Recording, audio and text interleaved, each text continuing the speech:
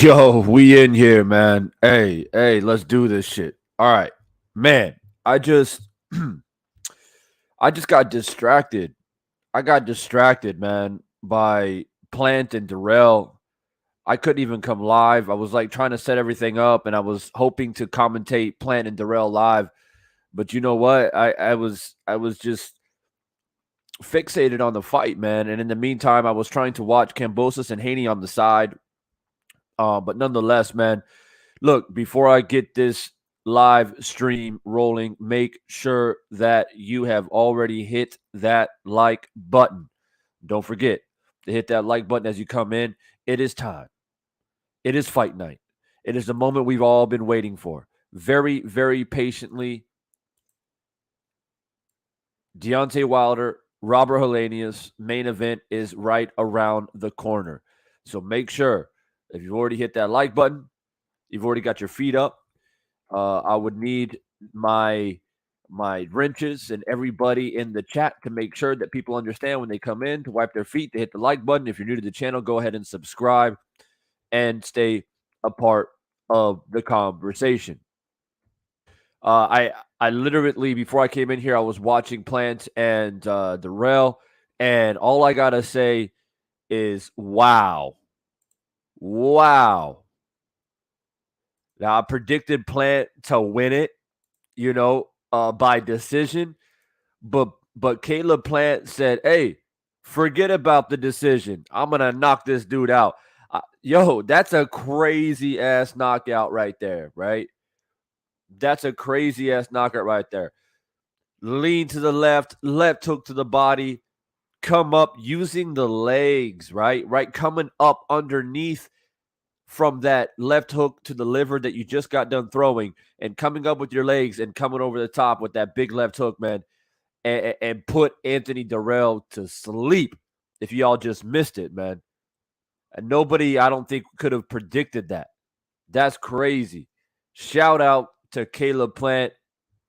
Um, really silencing the doubters. I mean, a lot of people were saying that he doesn't got power, this, that, and whatever, and uh, more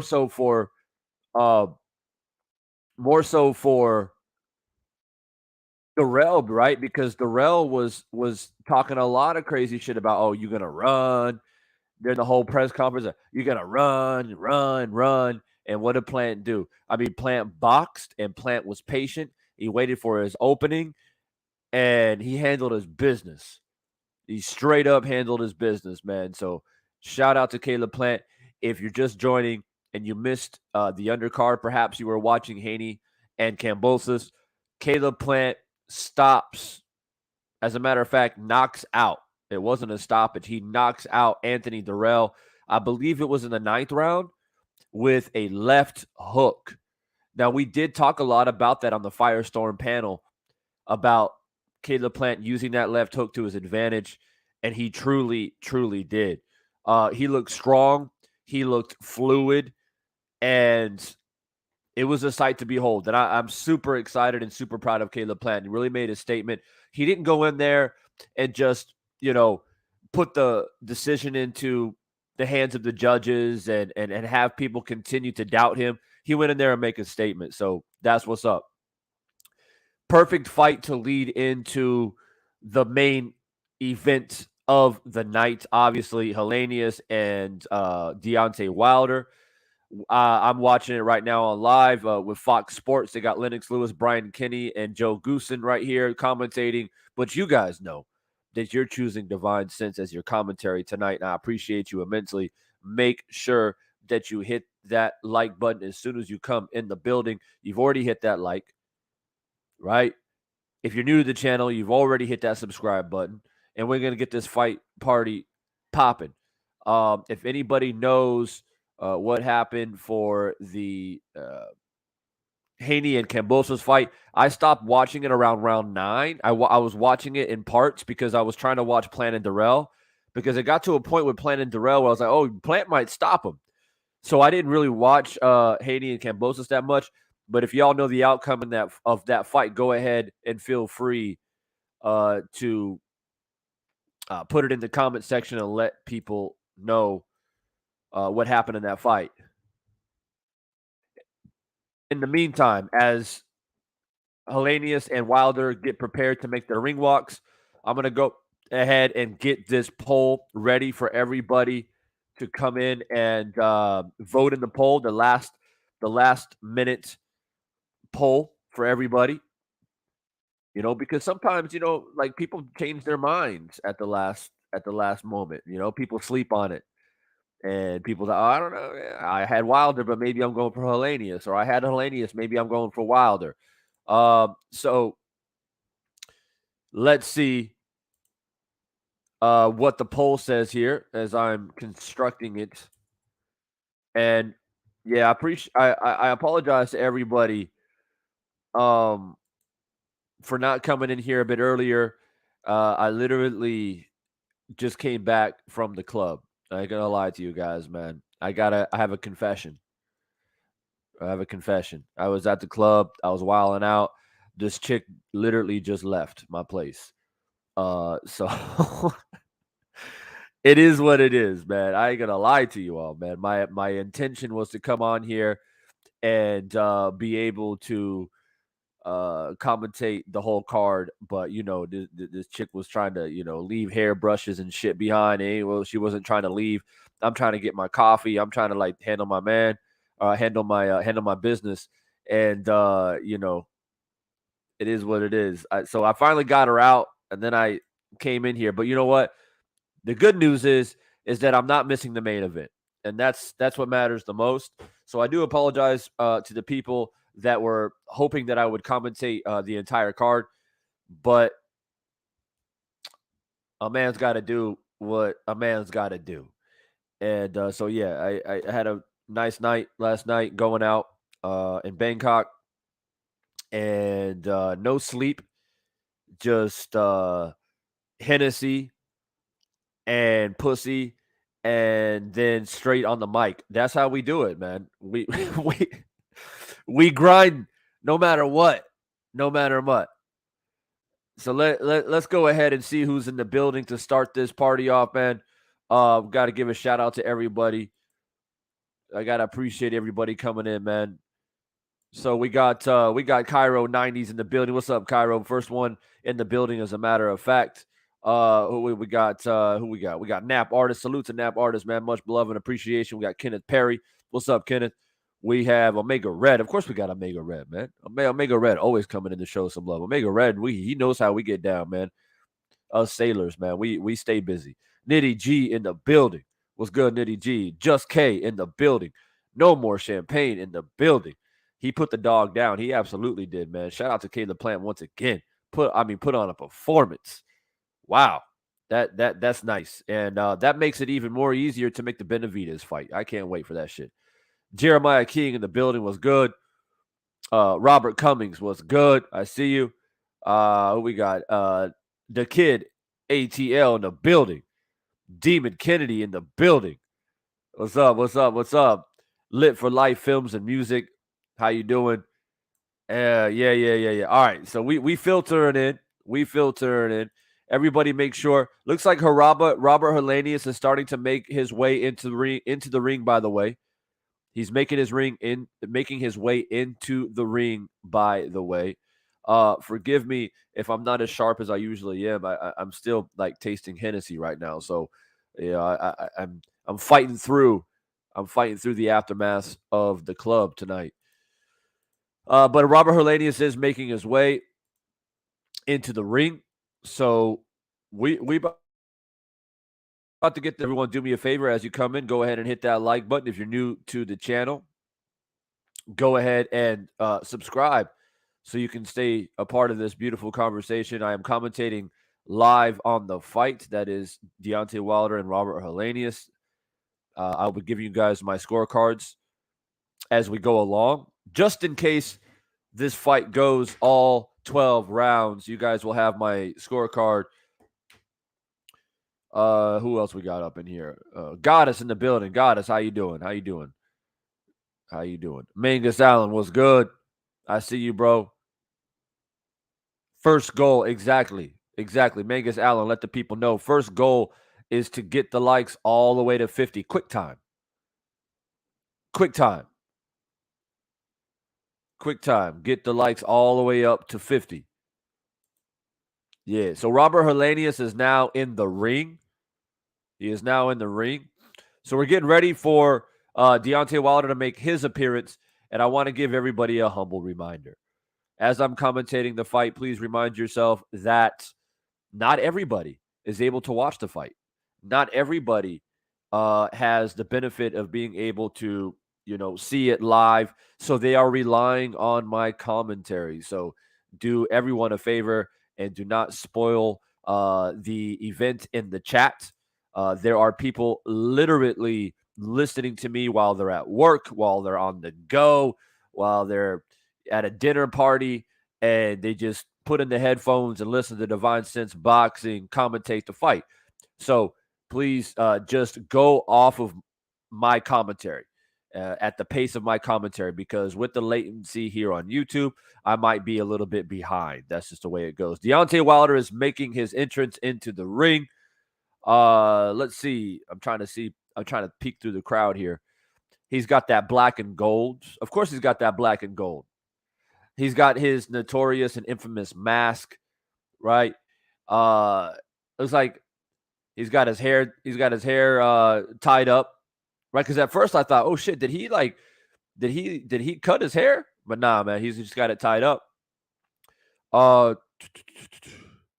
Who's that? Oh, okay, yeah. That's his girl. Yeah. I am Trill Will in the building. What's good, man? Hey, Will, I appreciate you updating everybody. I wasn't able to watch it, obviously. But yo, Trill Will, I was busy watching Plant beat the brakes off of Dirrell and putting Durrell to sleep, bro. So if y'all missed that, Caleb Plant stopped, knocked out Anthony Durrell. And I don't think anybody would have predicted that. Most people had Plant winning by a decision, but Plant put his foot down and got the stoppage. Just Case says, Divine Sense on loudspeakers at my work. I appreciate that immensely, bro. I appreciate that immensely. Yeah, that means a lot to me, people who really do appreciate my commentary. Willie Beecham in the building. We about to get this down. So are we, the question is, are we at 50 likes yet? Are we at 50 likes yet? Nah, we only at 23 likes. We got 40 people in the building and only 23 likes. That's how some people do me. That's how some people do your boy, Divine. We got to get the likes all the way up to 50. That is the first goal. I know I came in here a little bit late. Your boy came in here a little bit late. I know. Just, shit. I have literally no sleep. I went after night. I went into the club closed last night here in Bangkok, man. You know what I'm saying? Pulled a chick, had to get her ass up out of here because she's trying to fuck up the flow. Talking about, oh, can I just sleep here during the day? No, you can't sleep here during the day. I got shit to do. Damn, don't you know Deontay Wilder's fighting tonight? Shit, man, get your shit and get up out of here. Damn. Oh, but I thought you liked me. I mean, I liked you like 2 hours ago, but I don't like you right now because you fucking with my shit. Get up out of here. Damn. All right, they're introducing Robert Helenius right now, WBC world title eliminator. 31-3 with 20 KOs is Robert Helenius. He's fighting out of Finland. They called him the Nordic Nightmare. He's got his beard. He's got his head shaven. He looks ready. He wants to make a statement. He wants to pull the upset. He's been trying hard for so long to get that title shot and to have the opportunity to take the belt back to Finland. But guess what? He's got to get past the bronze bomber, right? Deontay Wilder. They're about to announce his name. He is 42-2 with 41 knockouts. That's right. His nickname is the Bronze Bomber. He's a 2008 Olympic bronze medalist. Is your man, Deontay Wilder. It is time, y'all. It is time to hit that damn like button, get comfortable. I'm about to commentate this shit punch by punch. I got my pencil ready. I got my pad ready, my notepad ready, that is, to score this fight, to let you guys know how I have it. First goal is to get it to 50 likes. And we about to get it in. We about to get it in. No matter what. Ain't nobody stopping me from commentating this fight. Ain't no Beyonce. Ain't nobody. No chick. Nothing. I've been waiting for this. Basically a year, y'all. Basically a year we have been waiting for this moment. You think some fine chick that I met at the bar is going to stop that? Nope. Ain't happening. Ain't happening. All right, man. So let me get up. Man, even for me, I keep the commentating on mute because, they be irritating me. But I got to hear just a little bit in the background. Just a tad. They're both, hey, by the way, man, they're both 14 years as a professional. Deontay Wilder has an 83-inch reach, and Robert Helenius has a 79-inch reach. So we do have a reach advantage for Deontay Wilder. All right, guys, here we go. Round number 1. They touch gloves. All right, so you see Robert Helenius. He's obviously got the size advantage. He weighed in at about 253 pounds. Wilder weighed in at 214 pounds. Looks like Deontay Wilder rehydrated just a little bit. He might be about 215, 216 right now. I'm not. Oh, nice right hand by Robert Helenius as Wilder was stepping in with the jab to the body. We are in round number 1 now. Deontay Wilder on the back foot, moving around, looking light on his feet. We saw the training with him and Malik Scott trying to stay light and fluid, going back to the weight that he was successful at earlier in his career. Robert Helenius swings a big looping right hand to the body, but Deontay Wilder kind of wheels out to his right, trying to keep that lead foot in front of him, keeping his hands up, still moving around. This is probably a new and interesting Deontay Wilder that Robert Helenius is looking at right now because, when he sparred Deontay Wilder leading up to the Fury Wilder third fight, he was a lot bigger and heavier and probably trying to land big punches, but this is a lighter Deontay Wilder here, right? From 240 all the way down to 214. So Helenius continues to track and walk and trying to walk down Wilder. Wilder staying light on his feet and continuing to move. Oh, Wilder loads up with a big right hand and just misses.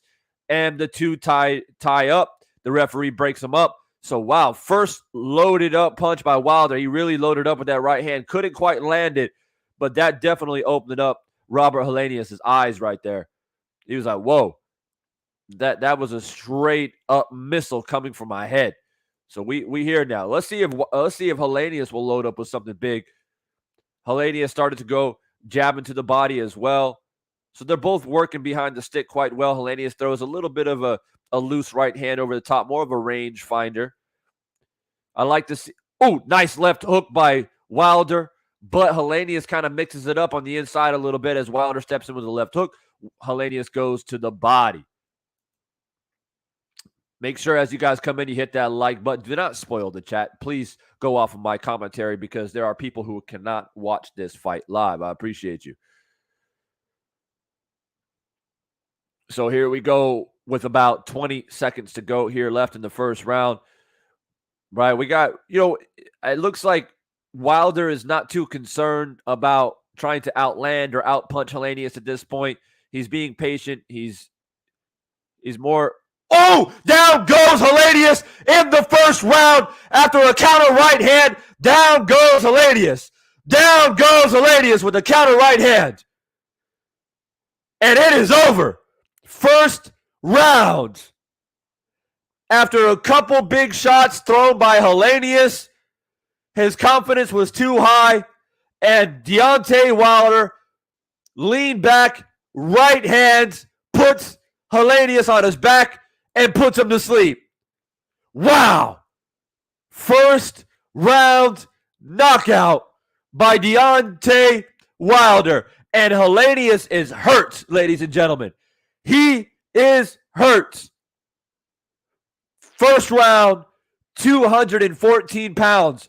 A lot of people were coming out here saying, yo, Deontay's too small. He's too weak. He's physically weak. He's too skinny. He's mentally weak as well after what happened with him and Tyson Fury. But here comes Deontay Wilder at 214 pounds, title eliminator, and knocks out Robert Helenius in the first round. Hit that like button. Hit that like button. Wow. Wow. I am sitting here completely shocked at what I just saw. I was getting into the flow of my commentary, and Deontay Wilder looked like he was going to go in. He looked like, I haven't been in the ring for about a year. I'm feeling out the ring. I'm feeling the ropes on my back. I'm staying on the back foot. I'm trying to be fluid. I'm a smaller fighter in comparison to Robert Helenius, but son of a bitch, he lands a big right hand and puts the 253-pound Nordic Nightmare on his back, and he still hasn't got up, ladies and gentlemen.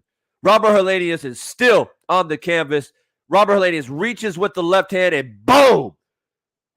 The right hand's, wow, stiff like a board is Robert Helenius. Stiff like a board. And to all you hating ass motherfuckers out there talking about Deontay Wilder wants to be nice to Robert Helenius. He doesn't want to hurt Robert Helenius. Robert Helenius is coming in to lay down and to give Wilder an easy victory, to make Wilder look better. You motherfuckers ain't nothing but a bunch of hating ass bitches, because that punch was straight from Zeus Almighty himself, the thunderbolts of the sky god, straight to Robert Helenius' fucking dome piece and put his ass to sleep. So y'all hating ass bitches can see it and weep. Keep punching air. Keep punching air. Once again, the highlight. Robert Helenius reaches with the left hand. Deontay Wilder steps back, right hand right on the target.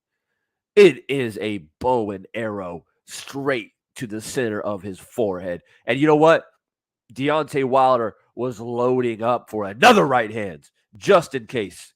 Just in case Robert Helenius wasn't able to go down. Boom! Right hand.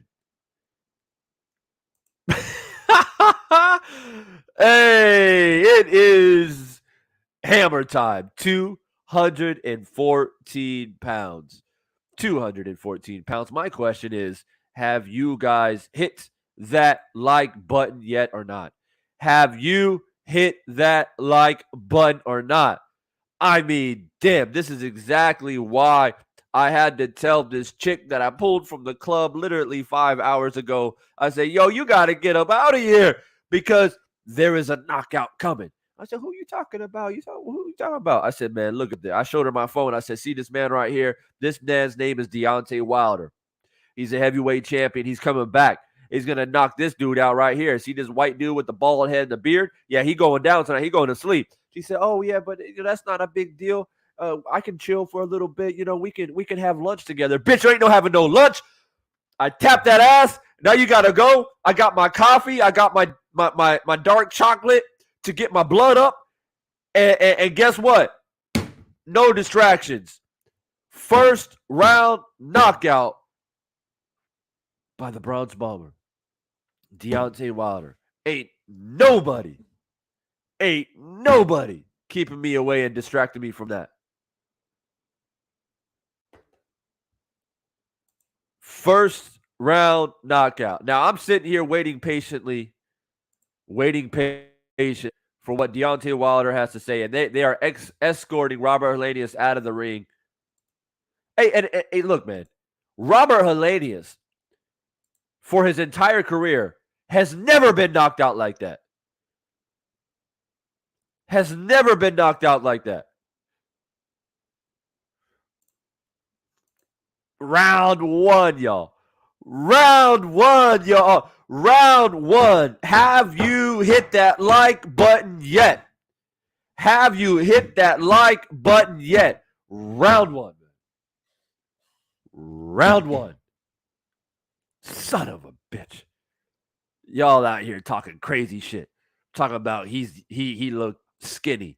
He looked weak. 214 pounds. Robert Helenius is going to knock him out. Robert Helenius, man, when are y'all going to learn? When are you going to learn? All right, here comes the interview from Deontay Wilder.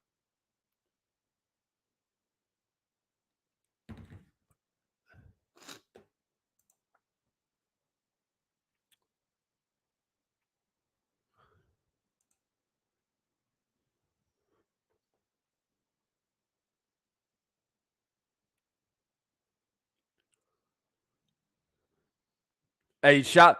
Once again, Deontay Wilder steps back to Brooklyn, New York, and puts on a hell of a show.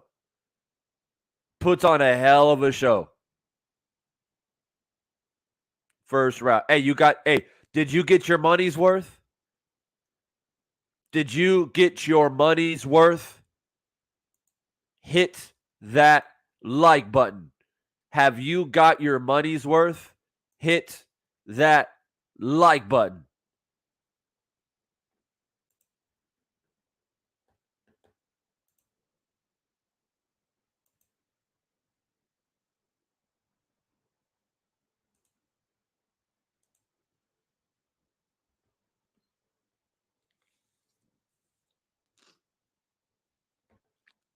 3 total punches landed. 3 total punches landed. 3 total punches landed for Deontay Wilder. And guess what? The third punch put Robert Helenius to sleep. He put Robert Helenius to sleep. Usyk was supposedly there tonight.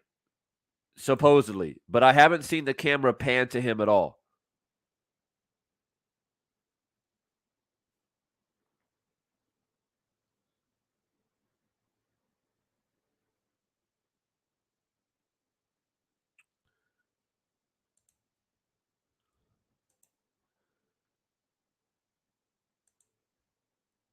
Reaching with the left hand, Robert Helenius, and over the top of the jab is Deontay Wilder. Oh man, it's just a hellacious shot. It's so mind blowing, ladies and gentlemen. It's so mind blowing to understand that not only was the round finished in the first round, but Deontay Wilder only threw 3 punches. 3 punches. And the third punch knocked Helenius out. Didn't just drop him, didn't just hurt him, knocked him out. 214 pounds. Y'all out there talking about, like I said, too small, too skinny, too mentally weak, too physically weak.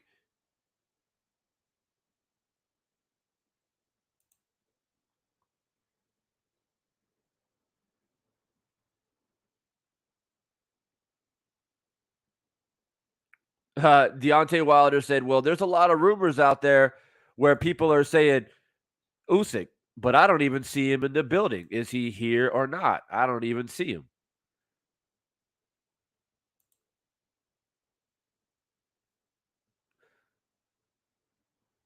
There is no heavyweight division without Deontay Wilder, says Deontay Wilder on the microphone in the middle of the ring. And that is so true. There is literally there is no heavyweight division without Deontay Wilder. I mean, I it's like I don't need this for Deontay Wilder. This is my little notepad, my pencil, ready to score the fight. I don't need it. I don't need it for Deontay Wilder, man. I mean, I can't even wrap my head around the fact that the fight is over in the first round. I predicted within 7. This guy comes out first round, throws 3 punches, and knocks out Robert Helenius. I don't need this for Deontay Wilder.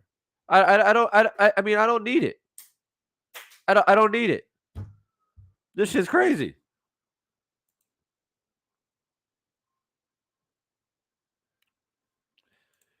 Shout out to Julio Guzman in the super chat. He says, funny no mention back of Helenius 6'7" head slam to the canvas. Funny no mention back of Helenius.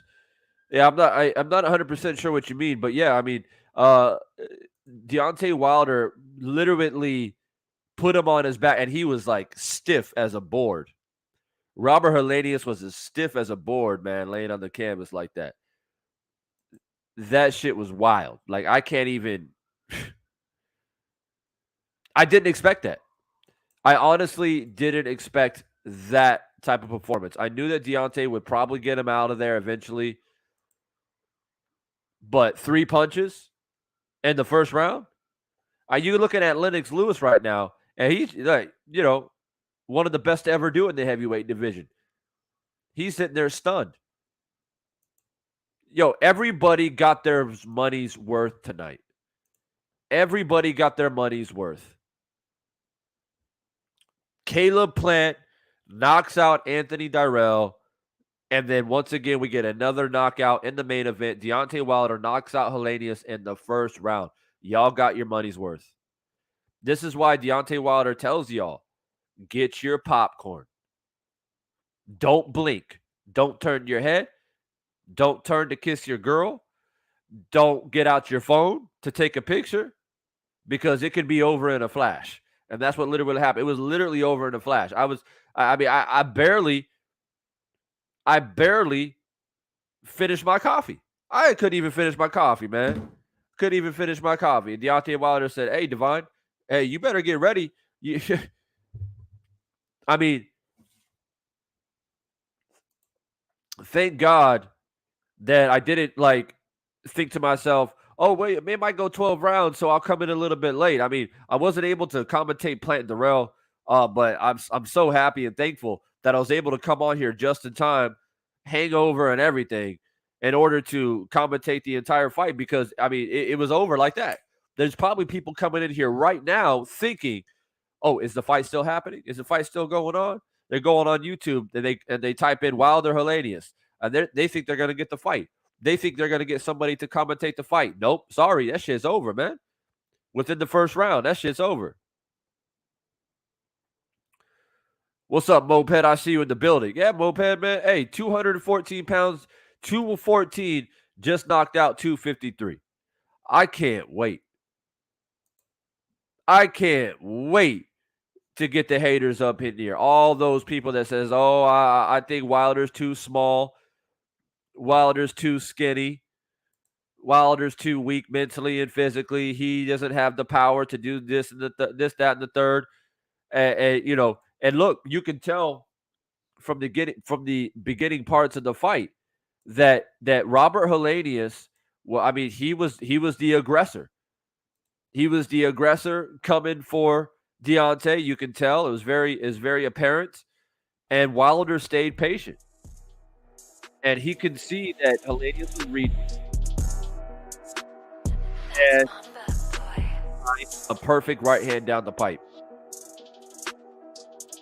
Have you hit that like button yet?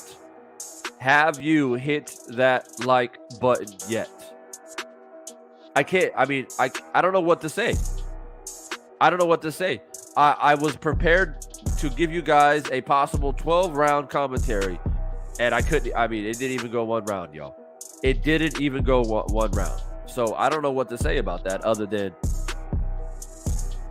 Bomb Squad! That's the only thing I have to say about that. So I have nothing to apologize for. Y'all came in late. That's on you. Shit. You know Deontay Wilder's fighting. You know what's about to happen. You know what's about to happen. What's up, Champ Life Boxer in the building? What's good with you? Bronchies Boxing in the building. What's good? All right, so it is tradition around here. Post-fight thoughts now. Post-fight thoughts. To come in here, let people come in and say what they think, say how they feel. We had a lot of fights tonight. Obviously, I wasn't able to commentate on everything. Karma Boxing and MMA was good. I wasn't able to commentate on everything tonight. There's a lot of fights going on, but I did commentate Wilder versus Helenius. If you guys missed it, if you're coming in late, Deontay Wilder knocked out Robert Helenius in the first round, y'all. He knocked out Robert Helenius in the first round. He only threw 3 punches. The third punch knocked out Helenius. He made Helenius stiff like a board. He out there looking like a surfboard.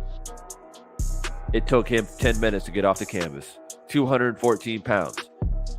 All that shit y'all talking. All of that shit. That's right. I got my eyes closed because I'm preaching at the time. I'm preaching and commentating at the same time. I gotta preach to you motherfuckers because y'all don't listen. I sit here and I scream on the mic. I talk on the mic. I preach on the mic. I'm nice on the mic. I'm crazy on the mic. But I try to tell you guys, you need to pay attention, man. I try to tell you, you got to pay attention, man. Deontay Wilder, yeah, he going back to 214 pounds. He about to knock these motherfuckers out. Oh. I feel the shockwaves through the camera, man. That right hand landed. That shit was a thunderbolt of Zeus himself straight down the pipe and put a 253-pound man to sleep, y'all. Y'all need to pay attention. Y'all need to pay attention. Mr. Fist in the building. What's good? He said, yo, Divine, Helenius in the same ambulance with Durrell. Hey, 2 knockouts back-to-back. 2 knockouts back-to-back. We have a big dog in that super chat. I appreciate you. I appreciate you even more because he didn't say shit about Khan. You didn't say shit about Khan. We don't care about no Khan around here right now. All right, Deontay Wilder won by first round knockout. Carl Lee in the building was good. Wilder put that man to sleep. I mean, he was literally sleeping. Somebody get that man a pillow. Somebody give that man a pillow. This is an indication, ladies and gentlemen. This is an indication of why I was telling people, don't get upset. Right? Don't get upset when I say to you, Deontay Wilder against Tyson Fury, he came in too heavy. He came in way too heavy. Right? The speed isn't the same. The explosiveness is not the same. The timing is not the same. But you know what? It is what it is, man. You live, you learn, you move forward. Deontay Wilder's back. That's all that's matters. He's on the way back. He's chasing greatness. He's chasing undisputed right now. While Tyson Fury's at home smoking on cigars, drinking bourbon with his feet up, probably weighing 300 pounds right now. Probably. Talking about, oh, I'm retired. Man, if you guys haven't hit that like button, make sure you guys hit that like button right now. Right now. The link to come up in here and give your post-fight thoughts is in the chat right now. I pinned it up at the top. So it's tradition around here to open up the panel a little bit, let people come in, celebrate, say how you feel, talk a little shit, whatever the case may be. That is up to you. But it will be open for, I don't know, man. 20 minutes or so. Depends on who wants to come up in here. Depends who wants to come in here, leave your thought. This is the fight party section of it. This is the post-fight thoughts. It's not my fault. What's up, Razor? It's not my fault that Deontay Wilder knocked the dude out in first round. Y'all came in late. Y'all thought I was going to go past 2 rounds? Shit. That right hand came down with warp speed. That shit was warp speed. I hope you guys were here. I hope you guys were here live when I was screaming. I couldn't believe it. Down goes Helenius. Down goes Helenius. He didn't just go down, bro. He didn't just go down, bro. That's right. That's right, Nitty G. Use those custom emojis. That's right. Official member of the channel putting in those Bomb Squad custom emojis. As a matter of fact, all of my official members to the channel who have access to those custom emojis, go ahead and drop Deontay Wilder in the chat right now. Let the people know. Every single hater that's trying to step up in here and talk some shit, guess what? They're going to see those custom emojis of Deontay Wilder flooding in the chat. That's what I want to see right now. All of my official members of the channel, go ahead and drop your custom Deontay Wilder emojis right now. Mr. Know-It-All Rants, I see you, bro. Blunt Nature was good. Yeah, absolutely. Absolutely great night. Great night. The link to come up in here and give your post-fight thoughts is pinned up at the top of the chat. I'll leave it open for a bit. If you want to come in here, leave some thoughts, then feel free to do so. It is a celebration. It is a celebration. So, in the meantime, look, man, let's get to the next topic at hand. Let's get the next. Look, man. First off, let's spend a little bit of time talking about Caleb Plant for a moment. All right, because he's the one who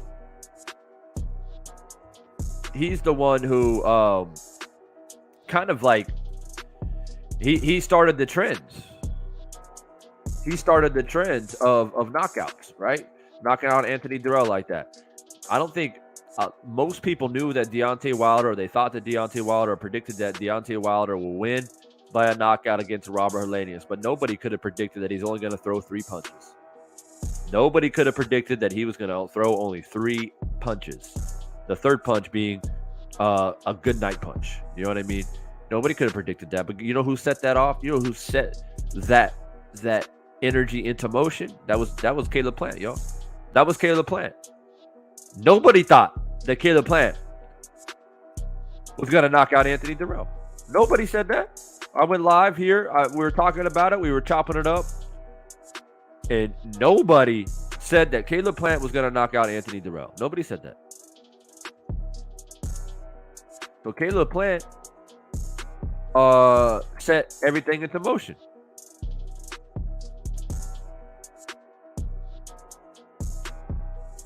Yup.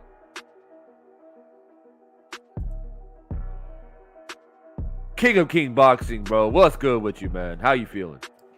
What's up, baby? What's going on, man? Lovely night man. for you. Hey, I heard you already got your business done, then made the fight. Salute the Divine Squad. Yes, sir. Hey, I was feeling good before the fight even happened, bro. I'm like, today, it's like in my Ice Cube voice, right? Today is a good day. And I felt it, bro. I was like, man, something's gonna go down. But you know what? It wasn't just Wilder. I knew Wilder was gonna do his thing. I was very, very confident in that. Did I expect the first round knockout with only 3 punches thrown? No. I could have never predicted that. And I don't think anybody could have. But it's also Caleb Plant doing his thing, bro. So we get back-to-back knockouts. I mean, when was the last time you get, co-main event, main event knockouts in that fashion? And for people that missed the co-main event between Plant and Durrell, Plant didn't just like hurt Durrell and he couldn't get up. He knocked out Durrell. Yep. That's right. Like sweet hands Plant. Sweet hands Plant. And I don't know if you guys were all here when I was talking about Caleb Plant. I did a live talking about Caleb Plant's new developments and with his new trainer. And he was hitting the mitts and he's working on his power. And this is why I do what I do, and y'all need to pay attention. Y'all need to pay attention when Divine Sense goes live to break down this sweet science, man. I told y'all, look, what is Caleb Plant doing? What was he doing? He was working on his power. That's what he was doing because he knew that was a kink in his armor. He knew that he can box, but he knew he had that one little thing at super middleweight is he didn't have the same power as some of the super middleweights. But guess what? He worked on it. He showed it. And we were on here talking about it, and nobody predicted Caleb Plant to win by knockout, man. Nobody said, hey, Caleb Plant was going to win by knockout. Hell no. Right? And a left hook, bro.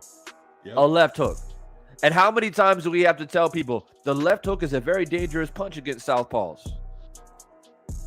It's a very dangerous punch. So all the people out there, that's what I want to do is I want to start off with Caleb Plant. All of you doubters out there talking about Caleb Plant ain't shit, he can't punch, this, that, and the third. Well, he proved y'all wrong, man. And to be honest with you, Anthony Durrell, bro, hey, you were talking a lot of shit, Anthony. Like, let's keep it real. Durrell was talking a lot of shit. Okay? And that's what you do. That's what you do in boxing. Is you shut that motherfucker up, bro. That's what you got to do. Oh, you talking all that shit? All right, bet. We're going to go into the ring. We're going to settle it like men. And he shut him up. That's how you handle business right there, man. That's how you handle business. And I want to say this real quickly, man. I'll let you cook here in a second, King of Kings. By the way, anybody else wants to come in, man, feel free to click the link. It's pinned up at the top of the chat. But I want to say this. Anthony Dirrell, during the fight, and unfortunately I wasn't able to go live quite yet because I was setting everything up and I was trying to get this chick up out of here, man. Can I could sit on the couch and watch you go live. I said, man, get the fuck up out of here, man. I need to focus. Shit, man, why y'all trying to hang around all the damn time? Ah, damn. Anyway, but I was kind of watching it, right? And I can hear Anthony Dirrell kind of like bitching and moaning to the referee. Like, it's like you can hear him over the damn mic in the ring. How loud he was crying. I don't know if y'all caught that, but he was out there. Hey man, he holding me. It's like, bro, this is a fight. But you know what? Caleb Plant made a good point though. He told everybody that Anthony Dirrell's emotional. And in other fights, he's been emotional. And he carries his emotions into the ring. And when you do that, you lose focus. And you can tell that Sugar Hill was getting frustrated with Anthony Dirrell. And he kept telling him, yo, you need to calm down. You need to calm down. You need to focus. You need to focus, right? And so, it is what it is, man. But I just wanted to put that out there because, number one, Dirrell was talking a lot of shit leading up to the fight, talking about, I hate him and he this and he that, and he ain't shit. He fight nothing but tomato cans, all this different stuff. And, unfortunately, race was brought into it too. And Caleb Plant, instead of engaging with Dirrell, going back and forth, which was a smart thing to do, he went in there as sweet hands, talking with his hands. You feel me? Hit the goddamn like button and hit the fire emoji too, because that's what Caleb Plant did tonight. So King of Kings, go ahead and cook on that, man. Co-main event, Caleb Plant did his thing. What was your thoughts about it? Hey, man, Caleb Plant, like you said, man, he pinned it out. Anthony Durrell, man, his emotional is a nice way of saying it. Motherfucker was crying in the fucking fight. Like, dude, fight. Shut up. Talking all that shit. Then you want holding me to hit him in the nuts. I mean, damn. This was like, man, but Plant, man, the way like you said, it wasn't just he tapped and rolled. He was down there doing the herkin jerk with the blank stare. Knocked the fuck out. By sweet hands. They so sweet, that motherfucker got a sweet tooth. Folded up on the fucking ground. Yo, the funny part is, I see, like, I don't even be paying attention to Twitter and shit. That shit popped up on my phone. Fucking, I don't know if y'all know MMA, but BJ Penn retweeting the knockout. That's how impressive that shit is. Motherfucker, like 50,000 retweets, and that motherfucker, the MMA fighter, he's impressed. That shit was nice, man. Caleb Plant, man, fuck it. Yo, like you said, look. Here's the thing about it. Some people, it's not about developing power. Sometimes some guys you just have to teach how to stand a little different, sit on their shots, and throw with conviction. And that's literally what it's not like you looked at Caleb Plant and was just like, oh, damn, this dude's Corey Spinks. He don't got no. You can see he might be a little rough, but his gas tank not so great. So, I mean, an experienced trainer could be like, look, this is what you got to do. When you throw that shot, shorten it up, step forward into it, turn your hip. Yep. You seen it. Boom, left hook, clipped him. Oh. And Durrell didn't even see that shit coming, bro. He didn't even see that shit coming, bro. That's the crazy thing. And you know what? Like, you can kind of tell that Durrell he underestimated Plant, man. Yep. He underestimated him. He thought, he's gonna go in there and jab and run and move and this and that. Well, guess what Plant did, bro? Plant set you up. Plant set you up, and you walked right into that left hand, man. Well, he didn't walk into it, but I don't think he was flat-footed as fuck. I'll tell you that. But he didn't expect that follow-up left hook. So Plant leaned to his left, got a left hook into the body, and followed up right away to the left hook to the head. And Durrell didn't see it coming. Hey, look, man, this is a super middleweight division. Y'all understand? This is super middleweight division, 168 pounds. These guys walk around at 190, probably 180, easy. These guys can hit. These guys can punch at super middleweight. You can't go in there and fuck around. And no doubt about it, bro. And I hope that Caleb Plant sticks with his new team, because obviously that shit's working. That's working right there. And you can hear Breadman in the background kind of, coaching Caleb Plant. I heard him on the mic. It was very clear and concise instructions to stay patient, stay focused, and keep boxing, Caleb. And Caleb did. He didn't get, because you can tell Anthony was trying to make it rugged.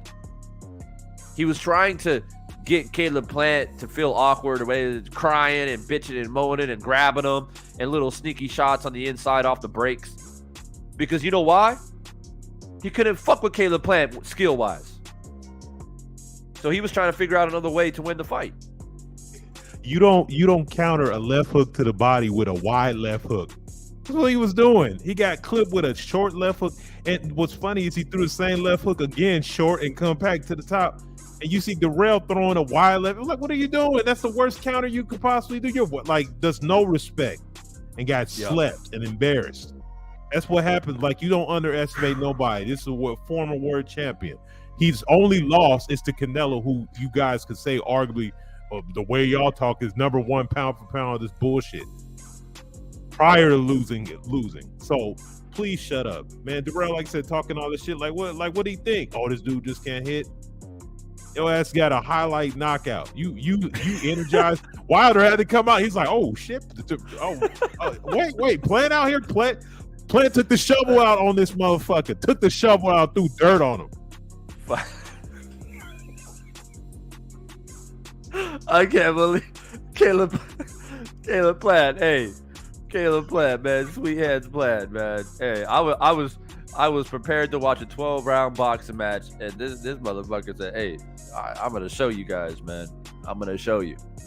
And it makes me even more confident because Caleb Plant, for the most part, was pretty reserved and calm during the fight buildup. So Anthony Dirrell was talking all that crazy shit. And, Plant just said, look, man, I'm better than him. It don't matter what he says. I'm better. And, the eyes were on Caleb Plant tonight. Are you really better than Anthony Dirrell, though? Like, Dirrell's a veteran. He's been around. You're still young. You don't have that much experience. But the people who know Caleb Plant, we had Tay Jones on here on Firestorm. And Tay Jones said, look, man, like, I know Caleb. I know his team. And Caleb is legit. Everybody in the boxing world, in the boxing community, forget about the fans, but the people who are in the inner circles of boxing, boxers themselves, trainers, whatever it may be, they know Caleb Plant's legit. And that's why when you heard interviews from people in the box, nobody was like, oh, I don't know, man. Oh, shit, Anthony Dirrell might knock him out. Most people were like, oh, geez, Caleb Plant about to beat that ass. But he didn't beat it. He knocked him out. So, look, man, shout out to him, man. Shout out to Caleb Plant for sure, because I didn't think Caleb Plant was going to get the knockout either. So, he surprised me. I do want to recognize Julio Guzman. Back in that super chat, he says, Helenius was a good confidence builder fight. I think, and shout out Julio for the super chat, but I feel like he was confident already. Wilder was already confident. But yeah, I mean, he's obviously feeling good right now. Ain't no doubt about it. He's feeling good to be able to pull off that type of knockout with only having to throw 3 punches. And it's one thing that I pointed out too, is that if you're Deontay Wilder with the amount of wear and tear that you took in a trilogy fight against Tyson Fury, you don't want to go in there and bullshit around and have a 12-round fight with Robert Helenius, who's 253 pounds. You don't got time for that shit, right? You're a veteran in the game now, okay? You're not 24 years old anymore, 25 years old. You're a grown-ass man. You don't got time to be bullshitting around dealing with the guy who's going to try to walk you down and rough you up. Get it done quick. As quick as you possibly can. There was no expenditure and energy for Deontay Wilder tonight. 3 punches. 3 punches, and he got it done. So he saved himself to continue to move forward and continue to fight big fights. Julio in there with another super chat says, Dirrell next edition of Shit Talk Goes Wrong. Yeah, exactly. Exactly. And watch the highlight reels. They're going to be flooding YouTube in the next 24 hours of Dirrell talking shit. He's going to be part of all those highlight reels of all these boxers that talk a bunch of shit and that shit goes wrong. He's going to be... What's up, Devin? What's up, bro? I got you. Okay. He's going to be next on the highlight reel after Conor McGregor talking shit and getting knocked out. That's what's going to happen to Anthony Dirrell. And he did it to himself. There was no need for all that. But, he tried to get in Plant's head. That's all that was. He was trying to get into Plant's head. And it didn't work. And Plant said it, man. He talking that shit because he knows he's about to get his ass beat. And so, shout out to Plant. Julio goes on to say, I'd like to see Wilder versus Ruiz next. We're about to talk about that. I wanted to recognize Caleb Plant and his performance because nobody thought Caleb Plant was going to win by knockout like that. So we have to give credit where credit's due. As a co-main event, their names were on, the card. Their names were a part of the event itself. A lot of people showed up just to watch Plant and Dirrell. So we have to recognize that. But yeah, we're about to cook on Deontay Wilder and the magnificent knockout. As you come in, make sure you hit that like button. If you haven't hit that like button yet, I don't know what's going on. Maybe your fingers are broken. Slide down, hit that damn like button, get the likes all the way up to 100. That's the next goal. Big Dog, what's on your mind, bro? Thanks for coming in. Yeah, I just wanted to chop it up about Plant and then Wilder. Man, that was a vicious knockout. I don't know, Durrell, is he done now? Should he retire? Please, I hope so. That was vicious. That's a retirement knockout right there. That was cold. And honestly, that was a knockout of the night, in my opinion. Helenius didn't have a chance from my side. Between 214 or 213s or 220 Wilder, he punches a lot harder at that weight. It's kind of weird how that happens, but he punches a lot harder at that weight. I don't think it's harder. I just think that he's so fucking fast, bro, at that weight. Well, that's what I mean. That's what I mean. I mean, speed kills, right? His speed, he gets it off. He gets it off faster. That's why when he fought Fury, I thought he should stay at that weight. He was getting bone brushed and stuff like that, but I thought he should stay at 214, 215 because I didn't. He was too heavy, and his legs are not like he don't have the big tree trunk legs that can help him out when he gains weight. So he has that basketball structure. Yeah, he needs to keep that. That's what he needs to be at. That's natural for him. Yeah, but I said that. I've said if he weighed under 225, that this fight wasn't going to go 6 rounds. And the thing about it is, it's the reason that the speed is more effective is he forces the fighters to sell, so you got to track him down now because he's moving faster. So the guys there he's fighting, even if you think about the Polish dude, he's having to move faster to catch up with him. And when you're having to move faster to catch up with somebody, it leaves you more open. And that's literally what was happening with Helenius. He's having to accelerate to come forward. And that's a bad place to be with the champ. I'm sorry. Yeah, he kind of walked in. I mean, his face was kind of like it seemed like he was trying to push him to the corner, and Wilder just like a cobra, just like that real quick. And I mean, I think it was more him, like Helenius not even seeing it coming, and that's why he got stiffened up like that. It was like a rolling knockout. He basically his own momentum put him to fucking sleep, and he got caught with a shot that was short and fucking hard. Yeah, it was just look. Hey, I won't put it like this. Wilder probably gets paid the most per punch. You know what I mean? Like 3 punches, and I'm out. Like, damn. I mean, yeah, the promoters must be just like, what the fuck just happened? Like, damn, like that's it. I mean, I don't know what the exact timing was, but it must have been within the first minute. It was 2:57 of the first round. So it's like a bitter Mike Tyson shit. They ship Mike Tyson to Japan for doing shit like that, knocking motherfuckers out on pay-per-view in the first round. Yeah, it's like it's bittersweet if you're a promoter, right? It's like on one hand you're like, well, I mean, it's a knockout. You can't get mad at that. You know what I'm saying? Your fighter is putting on a phenomenal performance, but on the other hand, you're like, damn. Could you imagine if you're at the event? You just made your way back from the concession stand. You just sat down. Oh shit, it's over. God damn. I gotta eat this popcorn and drink my beer. Sitting here watching a celebration rather than a fight, right? But that's something that Wilder tells us all the time, right? He says, hey, don't get too comfortable. Right? Don't get too comfortable. Because you never know.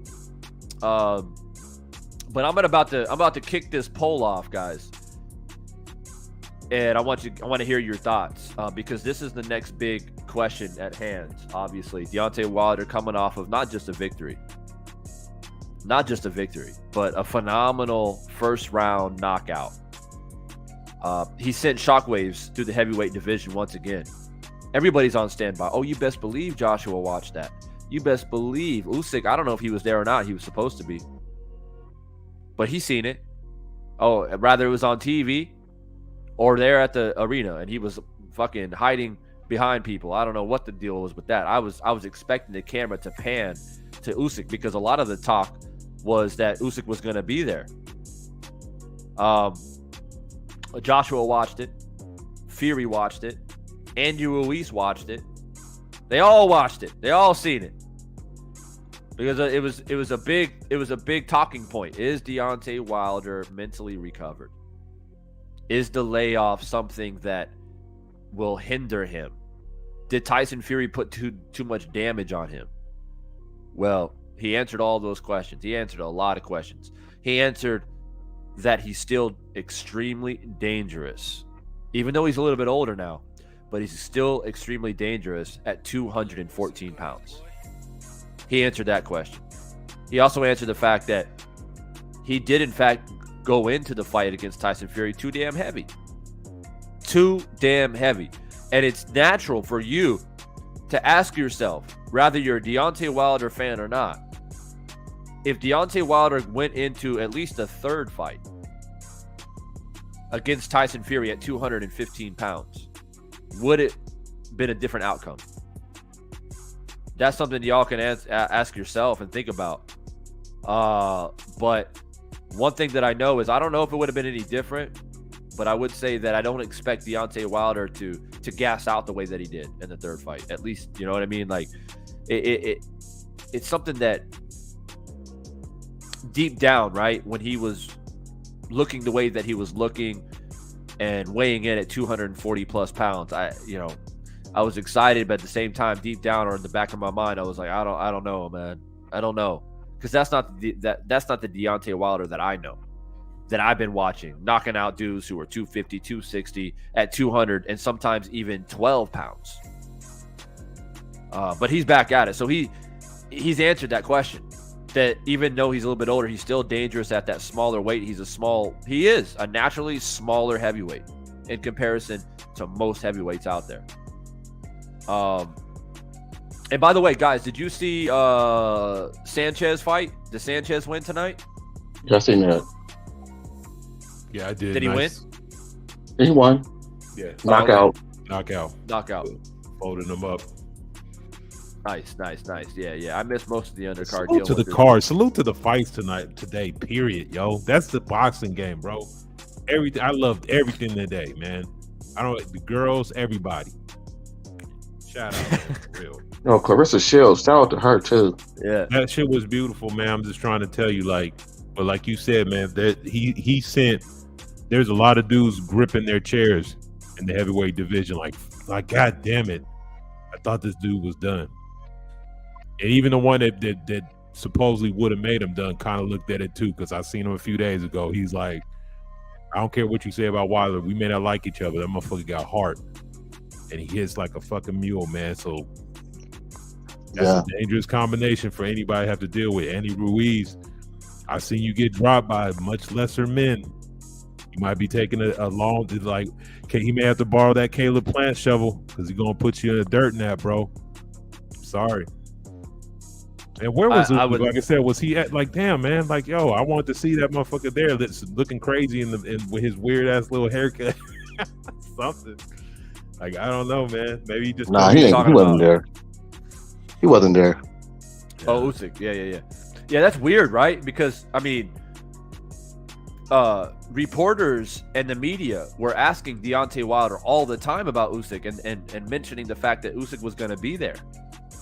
It's weird that he wasn't there. And I'm glad that that Wilder pointed it out. He was like, well, everybody's talking about Usyk, but this motherfucker ain't even here. Where is he?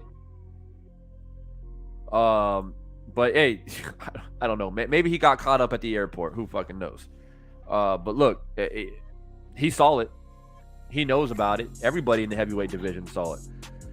So the poll is live now. I got the poll up. Make sure y'all vote in the poll. Let me know. Let the panelists know what you feel and what you think about Deontay Wilder's next move. Who would you like to see next for Deontay Wilder?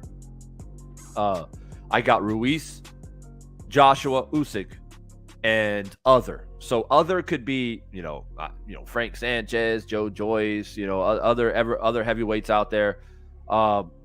You can select other if you want, but if you do select other, please let us know in the chat what name that you have in your minds. But I think Ruiz, Joshua, and Usyk are the three names that make the most sense, right? If you're looking for a credible name on your resume, fighting for titles, things like that. Tonight, guys, don't forget that it was a title eliminator tonight. It was a WBC title eliminator, right? So WBA. WBA. No, WBC. It was WBC, I thought. Yeah, because Suleiman was there.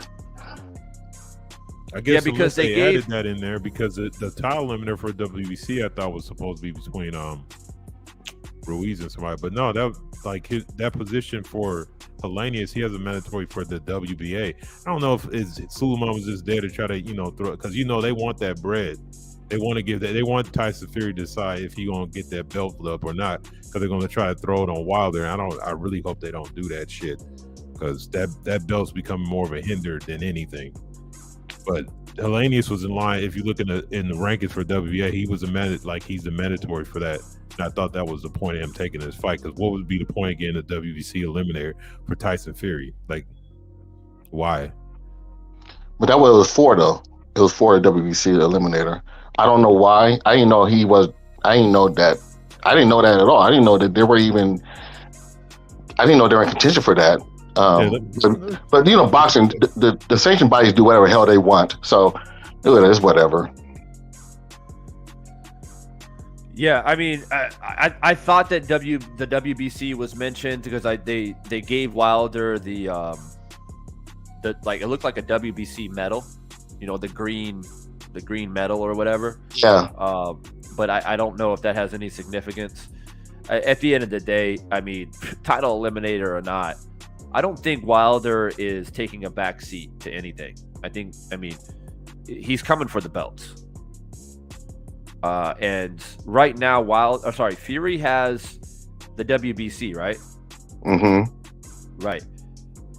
So who knows what the fuck he's gonna do, right? And I would imagine if he doesn't make a move quickly, and don't be surprised now that Wilder wins by a first round knockout, that Fury will come out in the next 24 hours, 48 hours, and say, "Oh, I'm gonna do this, that, or whatever," to try and to ride the wave, right?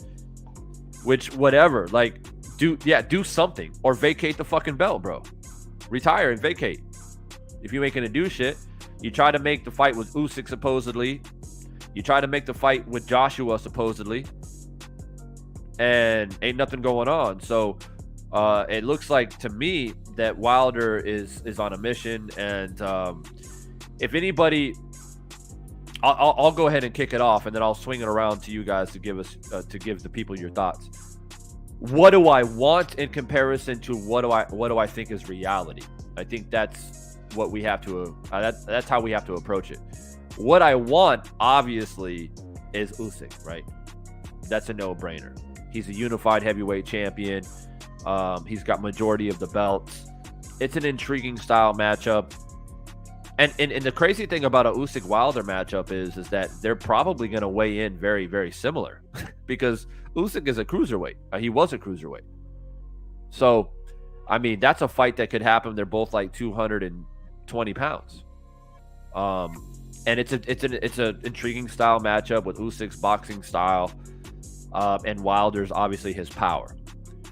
And it's a massive fight just simply because not only is it for titles, but it's it's that classic kind of Eastern European versus the American heavyweight as well. So it has that that ingredient to it. But do I think that that's gonna be the next fight? I just don't. I just don't see it. I think there's still some hurdles, some obstacles that are still in place, and Usyk might be more interested to deal with Fury. And logistically speaking, because in Europe in general, that's why we see a lot of fighters from the UK fight other Europeans, because they're in Europe. It's just easier to kind of manage rather they fight in the UK or Germany or wherever it may be. When you have to come across the ponds and fight an American heavyweight or American fighter in general, it's just always a little bit more trickier. So I think that there's possibility that Usyk and Fury are, possibly trying to get shit set up behind the scenes.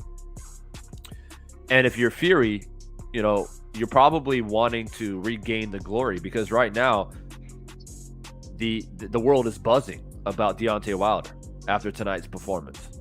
The best way to take that buzz away is to announce a fight against Usyk. So we'll see how that unfolds. But I think in my opinion, the reality is he'll more than likely fight Andy Ruiz.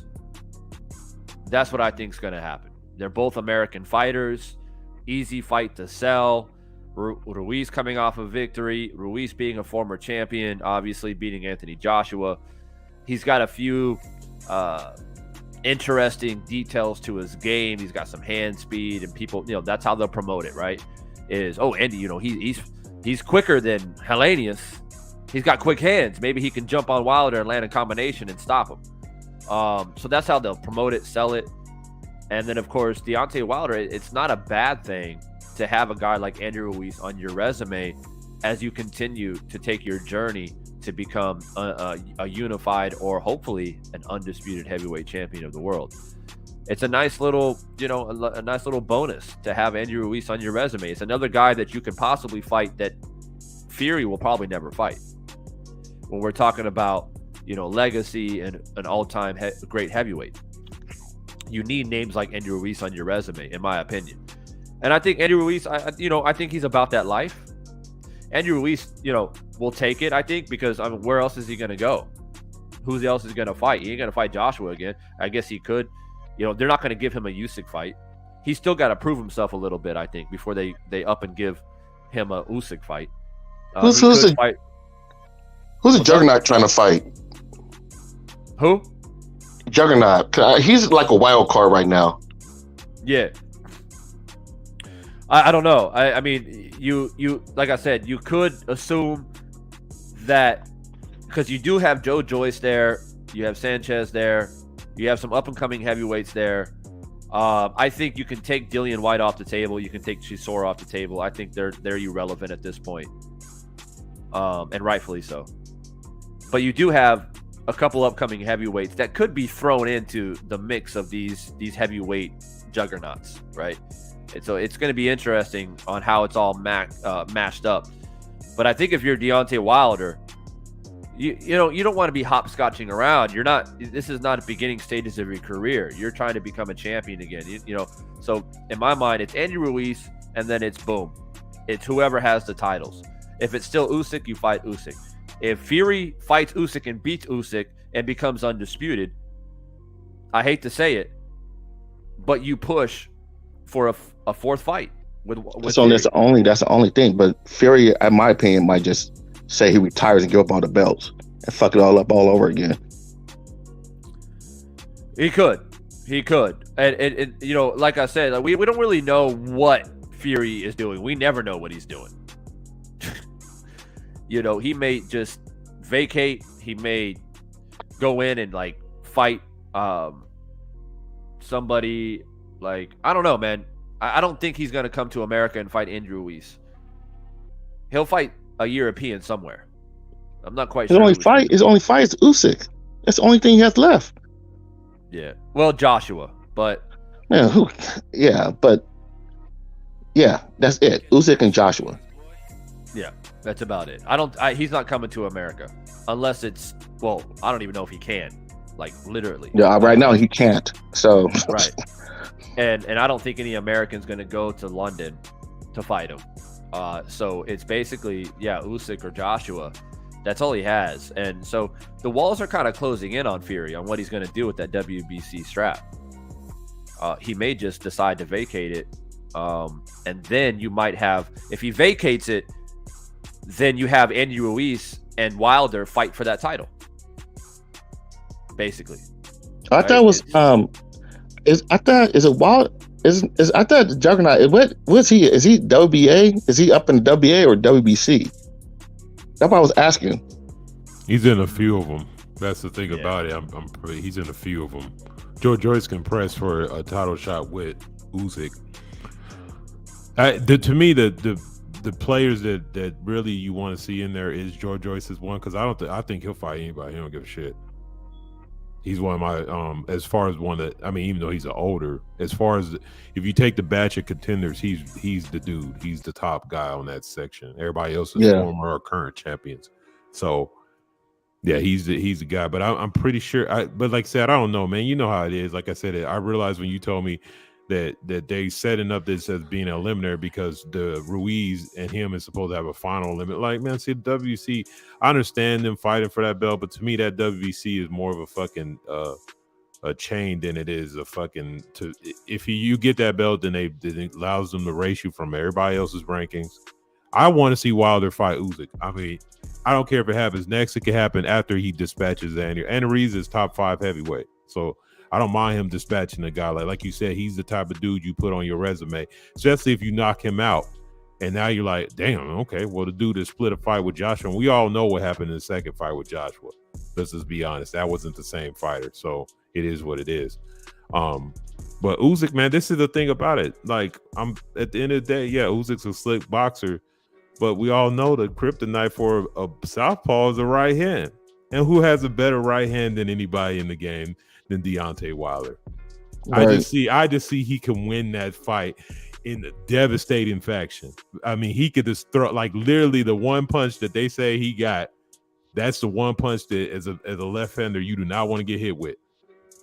And I've seen Usyk get hurt a little bit. Usyk been hurt by heavyweights, yeah. Yeah, I can see, yeah. So it's, to me, that's a significant matchup.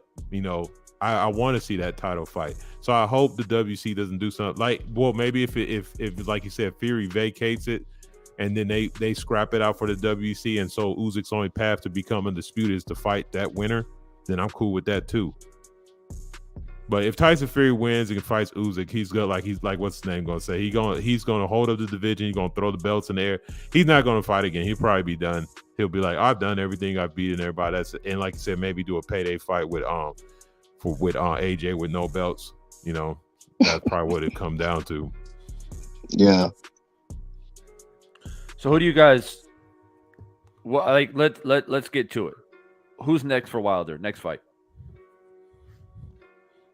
I mean, I guess the only person, I mean, like you said, the Ruiz, that's the only thing that kind of makes sense. Because AJ and Wilder is never going to fight. I don't believe that fight's ever going to happen, ever. And why do you think that is? Eddie Hearns. I mean, he fucked it up the first time. He fucked it up the second time. He fucked it up, but I swear to God, he could have fought. Wasn't Fury trying to fight AJ? Oh yeah, and Hearns fucked that up. He's gonna fuck it up. That's what he does. When it comes to AJ, he fucks things up, try and protect him or whatever. So I don't think he's gonna put AJ out there with Wilder. Wilder's gonna knock his head off, and it's gonna be bad. So, and that'll be the end of his supposedly drilling cash cow, and I don't think Hearn's going to want to do that. So it's going to have to be Ruiz. I can't think of anybody else that's in WBC rankings. Maybe Sanchez. Maybe. Who else? Yeah. Yeah, I would have probably leaned more toward Usyk if he had been to fight, because then I would have been like, oh, okay. But yeah, it's clear that the destination is going to be Andy Ruiz next, which I am perfectly happy with that damn fight. Like, I'm sorry. Like, like I said, Andy Ruiz has one loss against Parker in a fight that I think he won. And then he had a bullshit loss in fucking Dubai because he ate himself out of his belt. I mean, so to me, he's taken this shit more serious. He's had several impressive fights. He gets in the scraps. You know, if you want to, we be talking about resumes. Let's look at Andy Ruiz's resume, man. He has quite a few guys on there. So, I mean, he's, like you said, he's one of them guys that is a fringe contender that you have to dispatch, you know, and you have to have on your record. And so I see Andy Ruiz next. And like I said, like my man said, Anthony Joshua, at the end of the day, if Anthony Joshua continues to fight or whatever, like even the Usyk losses, he can say he lost, but he can even, you know, make a whole. I was in the fight. he get knocked out by Wilder, and he's staring at Helenius, eyes wide open, staring into oblivion.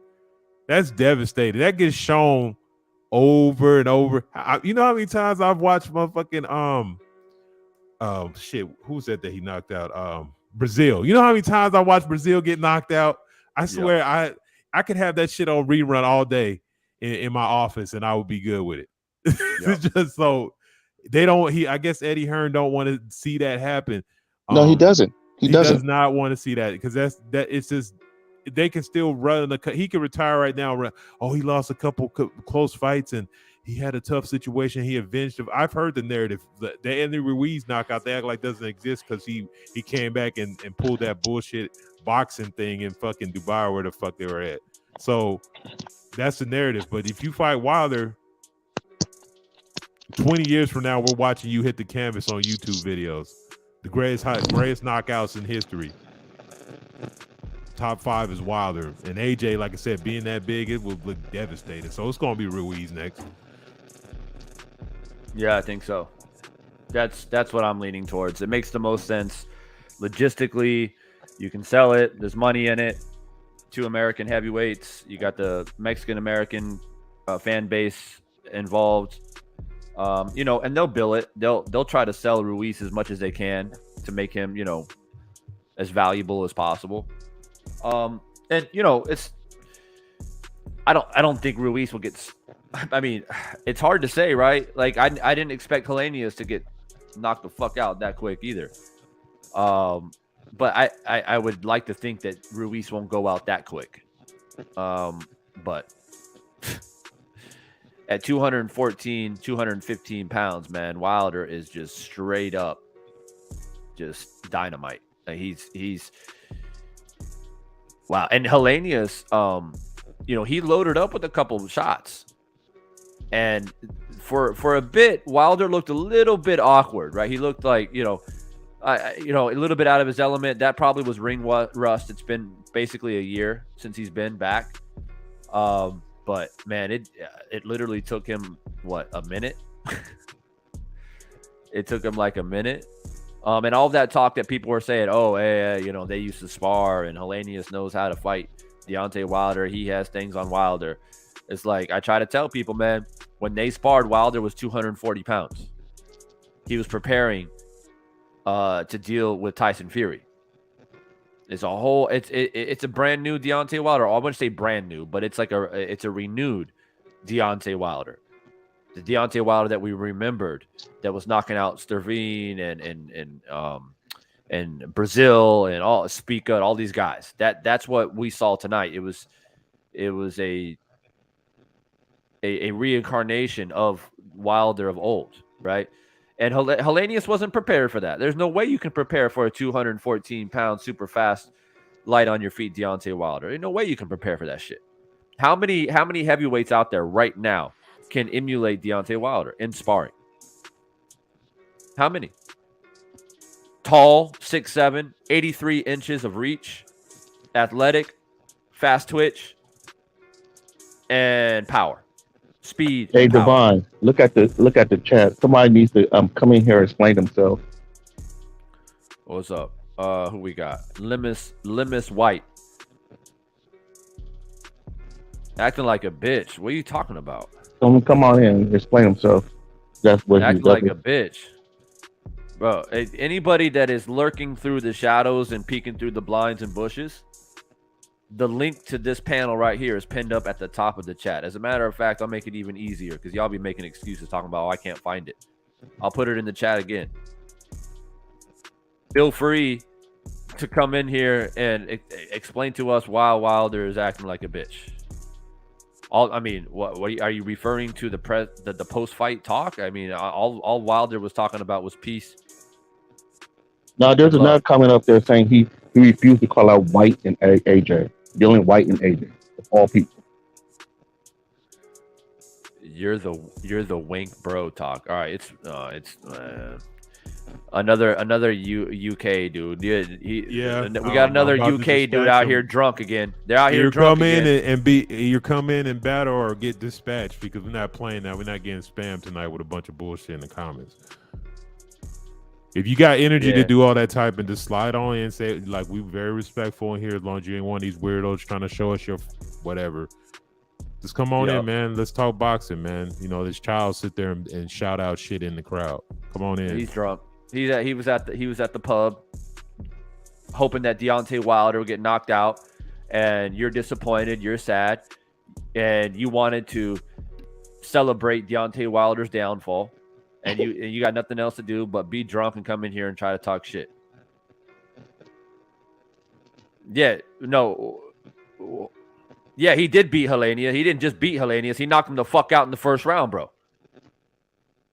So, anyways, wrenches in the chat, man. This guy's probably going to sit up in here and be on some dumb shit.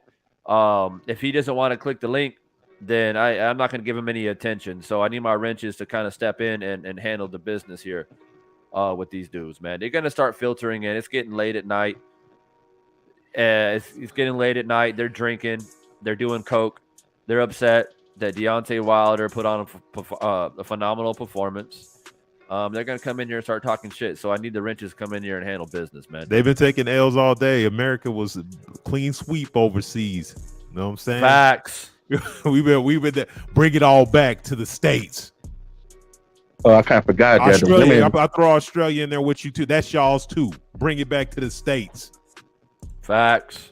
Yup. Yeah. Hey, no disrespect to Australia, but Australia is still part of the Queen's status there. Y'all. Yeah, y'all got that Union Jack on your flag. I hate to say it. There ain't. Yeah. You get comfortable, bro. Get comfortable talking shit in the chat, you bitch ass. Stay comfortable in the chat talking shit with your bitch ass out there drunk. And lonely ass England, feeling sad for yourself. He's not gonna come in. This time his ass out. Swinging ass. Get your ass in here. He's not gonna sing. He's not gonna come in here. They don't want to face the gauntlet. They don't want to face it. Anyways, were you guys able to watch any of the Haney Kambosos fight? I watched a good part of it. Well, perfectly, bro. Yeah. Yeah. Let's stop that shit. Did it go pretty much according to plan, or was there anything that I should be aware of before I go back and watch it? Okay, go ahead. You go first. I got. Yeah, this is the thing about it that I'm gonna say. Still a dominant performance, but his other hand was involved in. Man, there was opportunities there. I don't want to give it away to what I don't think you mind, but yeah, it was opportunities there for Haney. He really showed up with the right hand. He was laser focused. Now Kambosos did try to do some adjustments, but once he started getting clipped again, he went back to the same bullshit. You know, it was like damn, but it was exciting. I don't know how somebody sees a fight like that thinks it's boring. It's like. Haney kind of did like he reminded me of what Shakur did. He stood like literally most of the fight in the middle of the damn ring. Just stood there, didn't want to back up. And then, they were low key trying to, I hate what look, motherfucker, it takes two people to hold. I'm sorry. Yeah. And then they were calling it, at first the commentators corrected themselves. Always this mean clinching. I was like, those clinches is happening because fucking Kambosos' mark ass keeps falling into the fucking like get out of here. That's not on him. Like but it was better. I feel like on some levels it was better than the first fight because, like I said, he was hitting him so clean. He busted his face open with that right hand. Yeah, it was bad. It was bad. I mean, like that right hand was touching him. Like it was 1-2, 1-2, 1-2, 1-2 the whole fight. it was just 1-2, 1-2 the whole fight. He was bleeding behind his ear and his fucking eye. That's how hard. The right hand was coming. In the Haney was probably like a few punches in the 10th round from putting him out. That's how much devastated that right hand was. Did Kambosos do anything different, or was it pretty much? He tried to at the beginning of the fight. He tried to. He was switching up his stance, like on southpaw, southpaw back, and then after he started getting catching on rights. He just reverted back to good old Kambosos. So you have to watch. Yeah, it didn't. He tried something at the beginning of the fight, and it just didn't work out. And it just He just outclassed. It's not fair. He didn't have a chance. No matter what he did. Right. No body attack really. Like, I mean, I'm sorry, you're gonna have to have a body attack with the jab.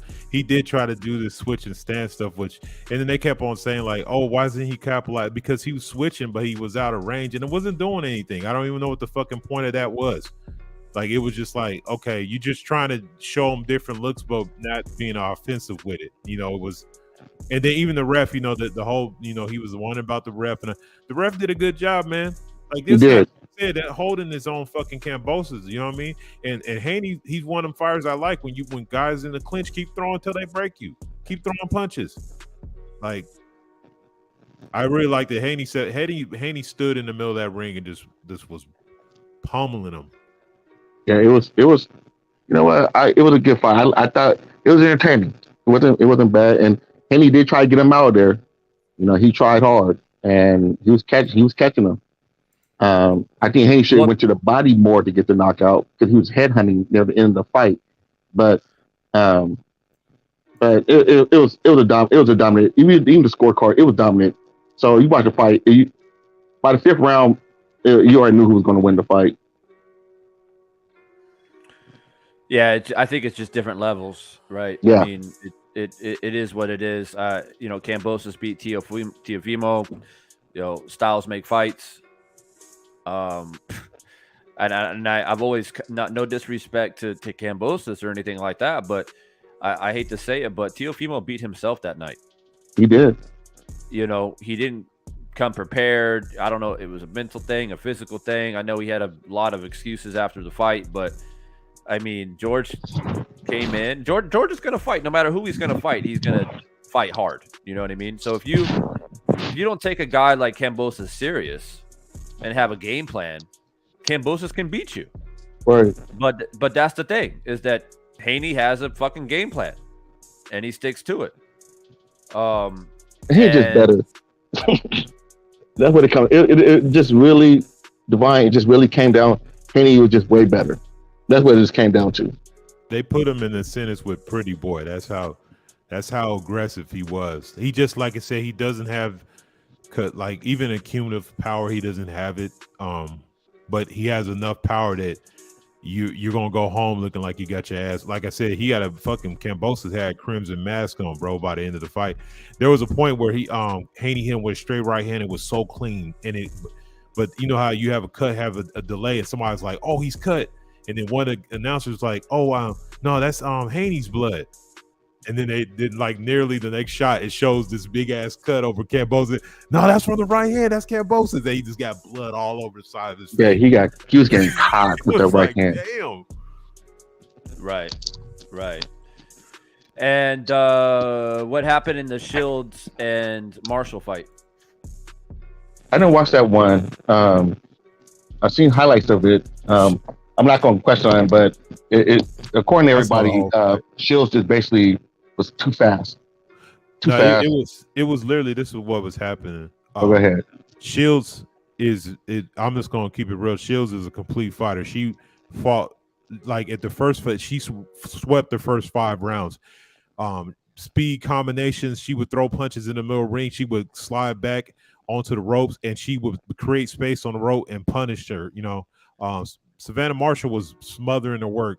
Like she was trying to implement the fucking Crunk Jim Tyson Fury style. That's what it looked like she was trying to do. Carissa just too motherfucking fast, and she just was. The thing about it, if Carissa had some power, she would have stopped her in that fight. But she just does not have the power to knock out. That girl's just way too goddamn big. They say that I gotta say she must have been at least 180 pounds in that fucking fight. She was huge. And she tried to lean on her. She was leaning on Carissa. You could tell she was sapping her energy because Carissa slowed down towards the end of the fight. But she banked so many rounds, this clean, effective punching, man.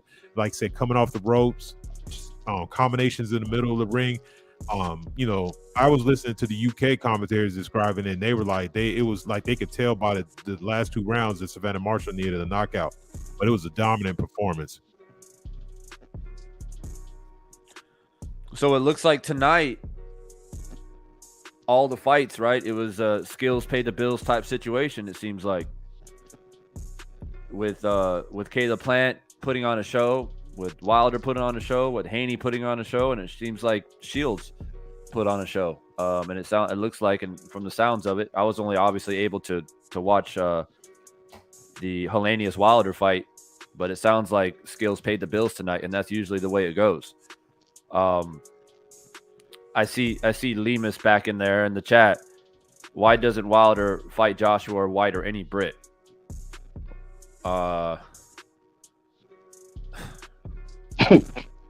Look, man, those guys, they don't want to fight Wilder, bro.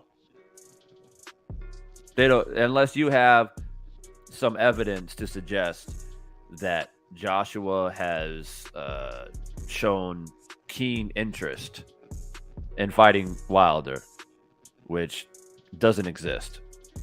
But if you can pull something up out of your ass and want to come in here and let us know, then like we're willing to hear it. But those guys over there in the UK, they want nothing to do with Wilder, bro. Especially after tonight. Because yeah, there was a little bit of cloud of speculation, right? Is Wilder okay after the Fury trilogy? Is he mentally okay? Is he physically okay? He's coming back. It's been 1 year. But those questions were buried tonight. They were straight up buried. There's no I mean, it doesn't matter how you may think. You may think, oh, he looked a little bit awkward. He looked a little bit rusty. It didn't matter. And it's never really mattered with Wilder because he has that eraser, right? He has that eliminator. Even if at 240 pounds, completely exhausted against Tyson Fury, he dropped him twice. So it doesn't really matter. And I'm tired of this narrative. Why don't he fight some British guys over here in England? Why don't you come over here to England and fight some of these nice heavyweights out here? It's like, because you guys let Eddie Hearn run your boxing scene, and he's he's a control freak. And until you guys hold him to some kind of standard, like we not even just talking about heavyweight, like what the fuck he did to who's 147? Him fight it, having who did Errol Spence win his first title against? Brooke. The shit he did with Brooke. The shit he did with I'm sorry, this underestimate Andy Ruiz, and you guys have sat back and allow that shit to fucking happen because you guys are a bunch of fucking you bitches booing the national anthem, man. Kiss off, man. Like, I don't even give a shit. Y'all just a bunch of drunk shit talking motherfuckers. You got a little bit of shine, but once again, America comes back to the top of the crop. Like we always need to be, because you know we're so dominant in sports. We gave up boxing. We go do other things. we sent our little guys over there to dominate. So please shut the fuck up. Oh my god, we took. Hey, people from the UK are punching air right now, bro. I'm telling. They're punching air right now, bro. They're like, God damn it, man.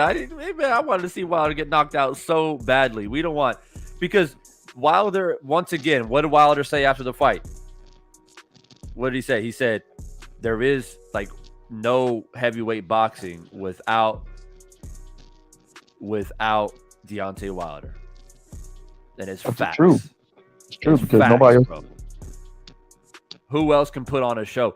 Even with the losses against Fury, Wilder makes up most of the show. Like, Fury he played his role with, obviously the buildup and all that shit, but because Wilder is a part of that is the whole reason why it made it so big. Like, if it was Fury coming to the States to fight Andy Ruiz, it's not going to have the same type of entertainment, the same luster, the same, like, anybody can get knocked out. And I ain't talking shit about Andy Ruiz. I like Andy Ruiz. But, I mean, it is what it is. Deontay Wilder brings that element that nobody else can. And for a year, while Deontay Wilder was chilling in Alabama with his family, heavyweight boxing was pretty quiet, man. What did we have? We had Usyk and Joshua. Was that was there anything that was that was extremely entertaining about that fight, about that matchup? Not really. Usyk boxed the dude's brakes off. I mean, that there's no excitement. There was no like, oh man, Usyk might knock him out or Joshua might knock him out. Oh yeah. Let's. It's more like, all right, let's see if Usyk outboxes him. Let's see if Joshua maybe he can land something big, maybe. But with Wilder, Wilder is not even about. Oh yeah, I mean yeah, Fury and White. I wiped my ass with that. That was fucking disgraceful. But it's like with Wilder, it's not even about maybe. It's not maybe he knocks him out. It's more like when will he knock him out? Is more the question, right? It's like every single person that Wilder has faced has touched the canvas. Every single one has touched the canvas, has had to pick themselves up off the canvas, or they couldn't pick themselves up at all. The KO ratio or percentage after tonight's knockout is what, 95%? It has to be about 95%. I think it's like 42 now. Tonight was his 42nd win or 43rd. I can't remember. But there's only one victory on his resume that wasn't a knockout, and we all remember Bermane Stiverne in that 12-round boxing match. That's it. So I always find it funny. I mean, these UK guys, man. Yeah, just let it go, bro. Let it. Y'all had your little moment with Tyson Fury, and you're hanging on to it so desperately. Who do you guys got? If Fury retires, who the fuck do you guys got? Because I mean, let's look at it. Let's look at the landscape of boxing right now. Let's keep it real. Who does the UK have that is outshining any American fighter? Y'all have Tyson Fury. That's pretty much it. But Tyson Fury, technically speaking, is retired. Yep. You've been hanging on to this victory of him over Wilder. I mean, that's literally all you got. And you say, well, what got Josh Taylor? Well, Josh Taylor's got Jack Catterall problems. Let's keep it real. Yeah, I mean, he won, but I mean, Josh Taylor at one point in time was, he's undisputed. He's doing his thing. But I mean, he got a little exposed against Jack Catterall, bro. So, I mean, who do you got? Josh Taylor's the only person they have. I mean, like you said, they might have an up-and-comer with the Juggernaut, but that's about it. I mean, who else did they got? It's even worse than that, though. They got Fury, but that's not even the dude they wanted. No, yeah, right. They had to take him by default because he won. Who actually got the shit done? So fuck that, man. The time is over. Like I said, we do it over here part time, and we still collect. I can't think of one weight division where you guys have a significant. Okay, Ryder. That's who you guys are looking forward to fighting. Because who else you got over there? Like you said, Josh Taylor. Josh Taylor got a lot of problems. 140 about to get real fucking thick, and he can't go to 147 because that's murder. Yep. The one dude they were hoping on, he's all up on steroids, but the Conor Ben at the welterweight, man, Clomid Ben. They can't rely on him. Don't get me started on that. But I mean, look, man, I hate to make it about, a UK American conversation. I'm not usually about that, but it's not us. Like as far as like Americans, we don't bring that shit up hardly. I don't, at least. I don't either. Most of my friends or people that I know in the boxing circles don't ever bring it up. It's you guys. You guys come into the chats, hanging on to a fighter. You got like one or two fighters that you hang on to so desperately. You so desperately want to be better than America. Like it's sad, bro. It's like sad to see. I mean, to be honest with you, you guys are not even the top in Europe. How about that? Not even about America. You're not even the top fighters in Europe. You got better fighters in the UK and Russia and everywhere, all these other places, more than in the UK itself. So how about y'all take care of Europe first before you worry about America? Yeah, I mean, that's just what it is. Like I said, we don't bring it up. You guys come into the chat talking about, wait, doesn't Wilder fight somebody in the UK like a Dillian White or a Fury or a fucking Joshua? I don't know why What's your obsession with Dillian White like he's good? I don't understand that. English divide. That's funny as shit.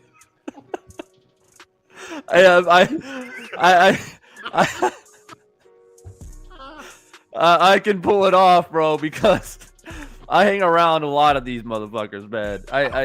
I know they're literally.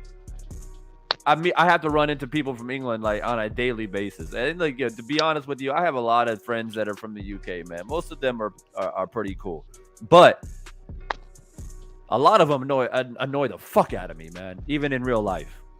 And unfortunately, I played professional soccer, man, and obviously it's flooded with dudes from the UK. That is a sport that they are better than us for the most part. So we don't play. Exactly. Our best athletes don't play the sport. I mean, let's just keep it real. And so, I mean, I played it on a professional level, and being the only American on a professional team, you get a lot of shit from dudes from the UK. So I'm used to it. I'm used to the banner. I'm used to all that shit. And so, yeah, I can emulate exactly how they talk and how they act. And like I said, man, some of them are cool as fuck. Some of them are real boxing fans. They really love boxing. They support all fighters, not just UK fighters. I have a friend from Manchester who really loves Wilder. He really loves Wilder, and he can't stand Fury. So they're out there, but I don't know. They're not the majority. They're the minority, right? And there's people out here right where I'm at, where like later on I'm gonna go out in town and I'm gonna run into some people, and eventually they're gonna be like, hey, Wilder, Helenius, yeah, he's basically a bum, yeah. Helenius, he's just a bum. Yeah, but Fury still beat him. Fury still has his number. If they fought 100 times, it's like whatever. Keep hanging on to it, bro. Keep hanging on to it. Keep hanging on to it. But at the end of the day, like I keep telling people here on YouTube, I tell people in real life, when it's all said and done, Wilder's name will be above Tyson Fury on the all-time great heavyweight list. What do you mean? What are you talking about? Fury beat him twice, mate. He fucking beat him twice. What difference does it make if Fury fucking retires and Wilder continues on and beats Andy Ruiz and Usyk and Joshua, becomes undisputed heavyweight champion? How can you put Fury above Wilder? That's not how boxing works. Do we put what's his name? God damn it, his name just slipped my mind. Ken Norton. Do we put Ken Norton above Muhammad Ali? No. Ken Norton gave Muhammad Ali fits. You can argue that Ken Norton was literally the guy who Muhammad Ali just like couldn't really figure out. It was just a style matchup from hell for Muhammad Ali, man. So who would you put over? I know this is a random question, but George Foreman and Joe Louis.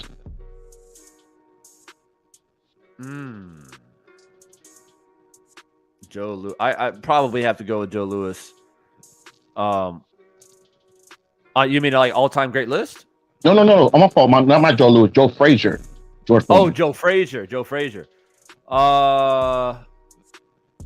As a like who's better or no. Just like if you look at the list, if you like who'd you put over? Because I think Joe Frazier. Well, maybe no, because George Foreman did come back in the '90s. So yeah, never mind. Well, no. I mean, Frazier obviously gave Muhammad Ali a lot of trouble. I mean, they fought 3 times. But I think Ken Norton was it's just that Ken Norton wasn't expected to do as well. I mean, Joe Frazier was a champion when Muhammad Ali couldn't fight because of the Vietnam situation. Joe Frazier was ruling the heavyweight division. So when Muhammad Ali came back and Joe Frazier gave him a shot, which he didn't have to do, by the way, but he did. he was kind of, there was expectation that Joe Frazier was supposed to do well, especially Muhammad Ali with the long layoff and all that different stuff. But that's what I mean. Like Ken Norton, before I mean, we know about the fight, right? No, but before that, everyone's like, oh yeah, I mean, Muhammad Ali should be fine with Ken Norton. Ken Norton is, he's a C+ fight. He's a C+ heavyweight or B- heavyweight. But for whatever reason, Ken Norton was a fucking pain in the ass for Muhammad Ali. And if for whatever reason Wilder and Fury do face off for a fourth time, it will never be easy for Wilder to beat Fury. No. It's just the way it is, man. It's just a style matchup that doesn't favor Wilder, really. Even now, Wilder at a smaller weight, lighter weight, he's more explosive again. He's got that speed back. If they were to fight again for the fourth time, it will be more reminiscent to the first fight than the second and third fight if Wilder stays at this weight. Yeah, and that's what I was thinking. Yeah. What do you think? What AJ will do against Fury?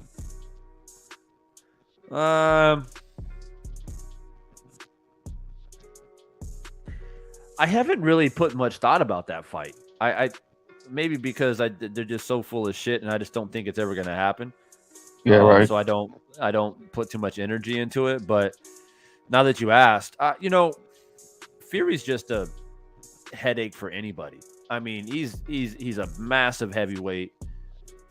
You can't discredit the man's abilities. He's got some of the best defense in heavyweight boxing. He's long, he's big, he can jab, he can smother you, he can hold you, he can box you, he's got this new kind of like come forward style a little bit, and he's so just you think he could man. But this is Divine, you think he could? I don't think he can weight bully AJ, because AJ he might be, but he's super strong. No, he won't bully AJ like he can kind of like smother and bully Wilder a little bit. He forced Wilder to put on a bunch of muscle mass, which didn't help him. It worked against him. But AJ doesn't have to worry about that. AJ will come into the fight at comfortably at 245, right? Mm-hmm. Wilder came into the fight uncomfortable at 240 because it's just they're two different people. So I don't think that, but it'll be in the middle of the ring. I think Fury would have to box Joshua.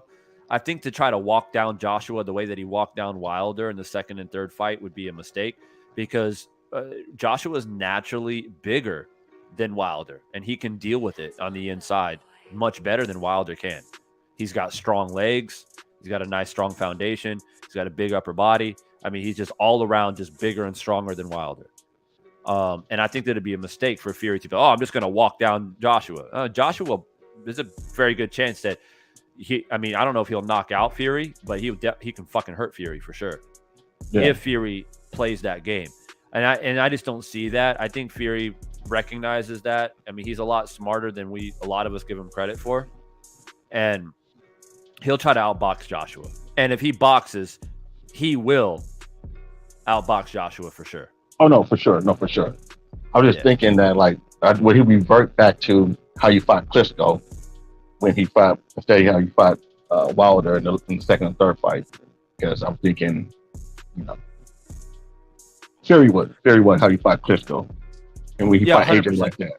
Yeah, he'll fight Joshua the way he fought Wilder in the first fight. He won't let Joshua set his feet and load up with any punches, especially the right hands. He'll smother him.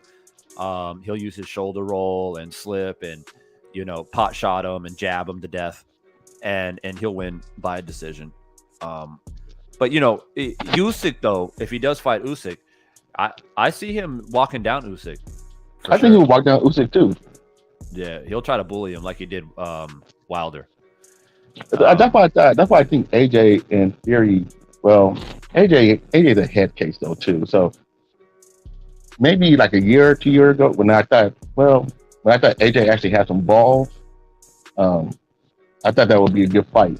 I thought that would be a better fight for Fury, competition wise, than Wilder, because Wilder's, he's just not as big as Fury. But AJ is big and probably stronger than Fury. To be honest with you, I just don't. I think that would be a good fight. But AJ, his head is not right, so I don't. I don't think. Yeah, Wilder. Sorry, not Wilder, but AJ. Joshua's headspace is like, he's on some weird shit right now. He might like just do some weird shit and just start like winging wild punches because he's not mentally stable and just get knocked the fuck out by anybody. Yeah, like he's just. I mean, I'm at the point now with Joshua where like I would never bet any money right now. I'm not confident at all with his like mental stability. The way he talked and acted after that last fight against Usyk, it was cringe as fuck. It was weird. Yeah, I was weird. cringing the whole time. I'm like, bro, like, get somebody take the mic off of this dude, man. The fuck? Save this. And everybody's just looking at him like, what? Like, and he's like, what did he say? He said something like, "Ain't that right, Lomo?" He's talking to. He looked at petrified. Oh yeah. He's like, everybody expects me to be smooth and slick like a Lomachenko, but I'm not. I'm Anthony Joshua. I'm 245 pounds. I'm a big heavyweight. And he's like, he's trying to validate himself, which obviously he's battling with some internal shit when you have to talk like that, right? He's like, he probably looks in the mirror and says, he looks at himself and says, "You're big, you're strong, you can do this. You're Anthony Joshua. He's like psyching himself up. There's like that, like, that's just like mental instability. And then to make it worse is you have Eddie Hearn that massages his fucking ego all the time. And when that the post-fight press conference was just, that was equally as cringe. When Eddie Hearn was like, yeah, well, people have to understand, yeah, that, Joshua, he's been through a lot. Yeah. He's like a little bit mentally unstable right now, but we love him. We love Joshua. And the one thing that fucking got me when Hearn said, if you're a child in England, yeah, and you're watching Joshua, he's an idol to all the children in England. He's an idol. I mean, the children love him. Look at him. He's the people's champion. It's like, what the fuck are you talking about, Hearn? Shut the fuck up. Ain't no child in England give a fuck about Joshua. And look, it's even worse than that, bro, because if you think about it, his issue is not physical. Like, guys, he's a head case since the Ruiz fight. He, like, if you think about it, like when he fought Klitschko, when he got hurt and dropped, his response in that fight was to come out fighting. Ever since the Ruiz situation, that has not happened any further. He was in a fight with a guy that was significantly smaller with him, and then at points in time in the second fight, you could see there's some fit. It don't matter how, if you're big and you don't know how to fucking use it, it don't matter. Like, bro, he's a head case. And here's really what the problem is, him losing Ruiz. A lot of us say, oh, he had a panic attack. You got to now say to yourself, Josh was not dumb. Like, he got to really question himself. Well, maybe the money was real that Wilder brought. Maybe this is why he didn't want me. Maybe it wasn't the fact that the money was real. Maybe they didn't want me to fight him because they didn't think I could beat him. So now you got these doubts. You already were jocking him on the Brazil fight, talking about, oh, I hope he doesn't knock him out. The motherfucker's been a head case ever since then. Who grabs somebody else's belts after they win and throw them out the ring? Who does shit like that? Wow. Come on, man. If Carissa Shield had did some shit like that at the end of a fight, I mean, come on, man. How does he just get a pass on some bullshit? Usyk was looking like, give me my fucking flag back, dude. This is think about it. You're in a country, and regardless of how I feel about Ukraine, we in a war. I'm on the world stage. I just won a fight. I came back from the war. All eyes should be on what I'm talking about. I'm going to bring something to it. No, it was about Joshua walking around looking crazy and holding his flag and all this weird shit. It was like, what the fuck? Oh, bro, I forgot about throwing the belt, bro. I did too. That was weird. That was even more. Bro, he was tripping, dude.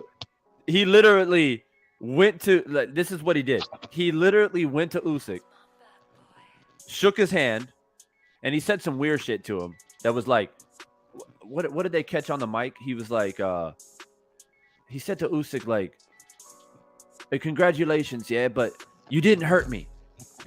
I was boxing really well, and you didn't hurt me, mate. But congratulations, mate, yeah. But you didn't hurt me. And Usyk's looking at him like, what the fuck?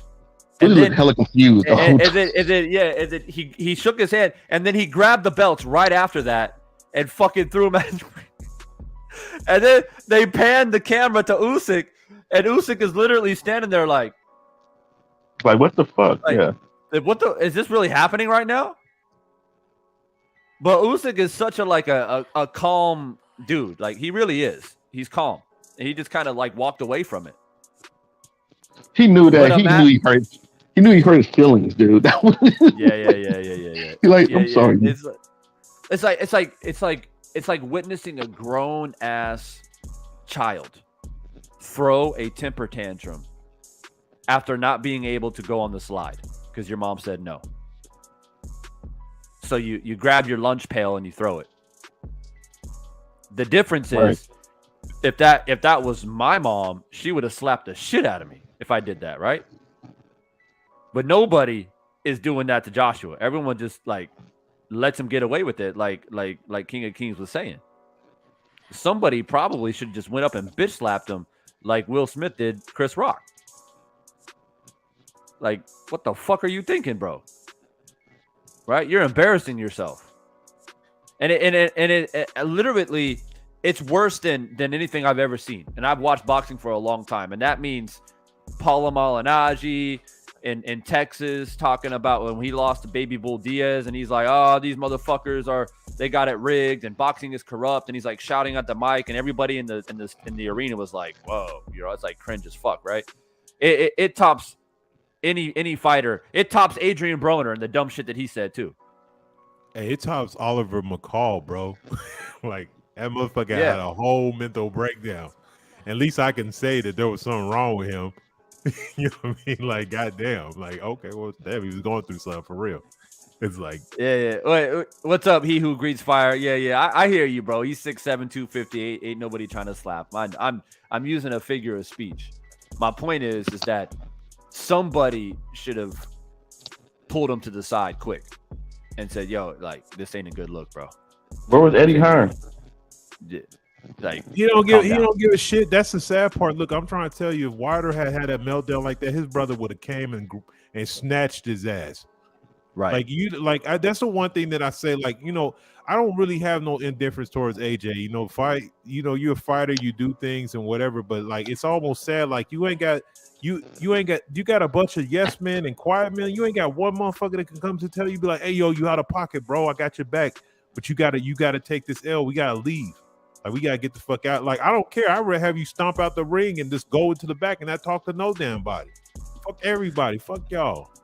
I mean, that's a good point. I mean, that's a very, very good point. As men, sometimes we got bravado, we got ego, we got pride, and we need somebody. Sometimes I've been there myself. Especially in my younger days, running around here acting like a fool, trying to like fight people and shit.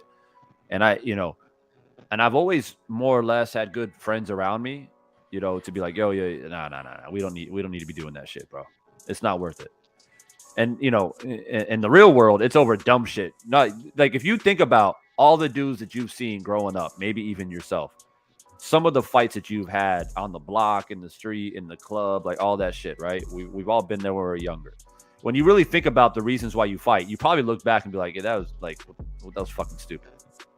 Right? I wish I would have had somebody to just put my ass in a car and just drive the fuck away. Right? Because it's just a lot of it's dumb. You fighting over a female, like that one always blows my mind.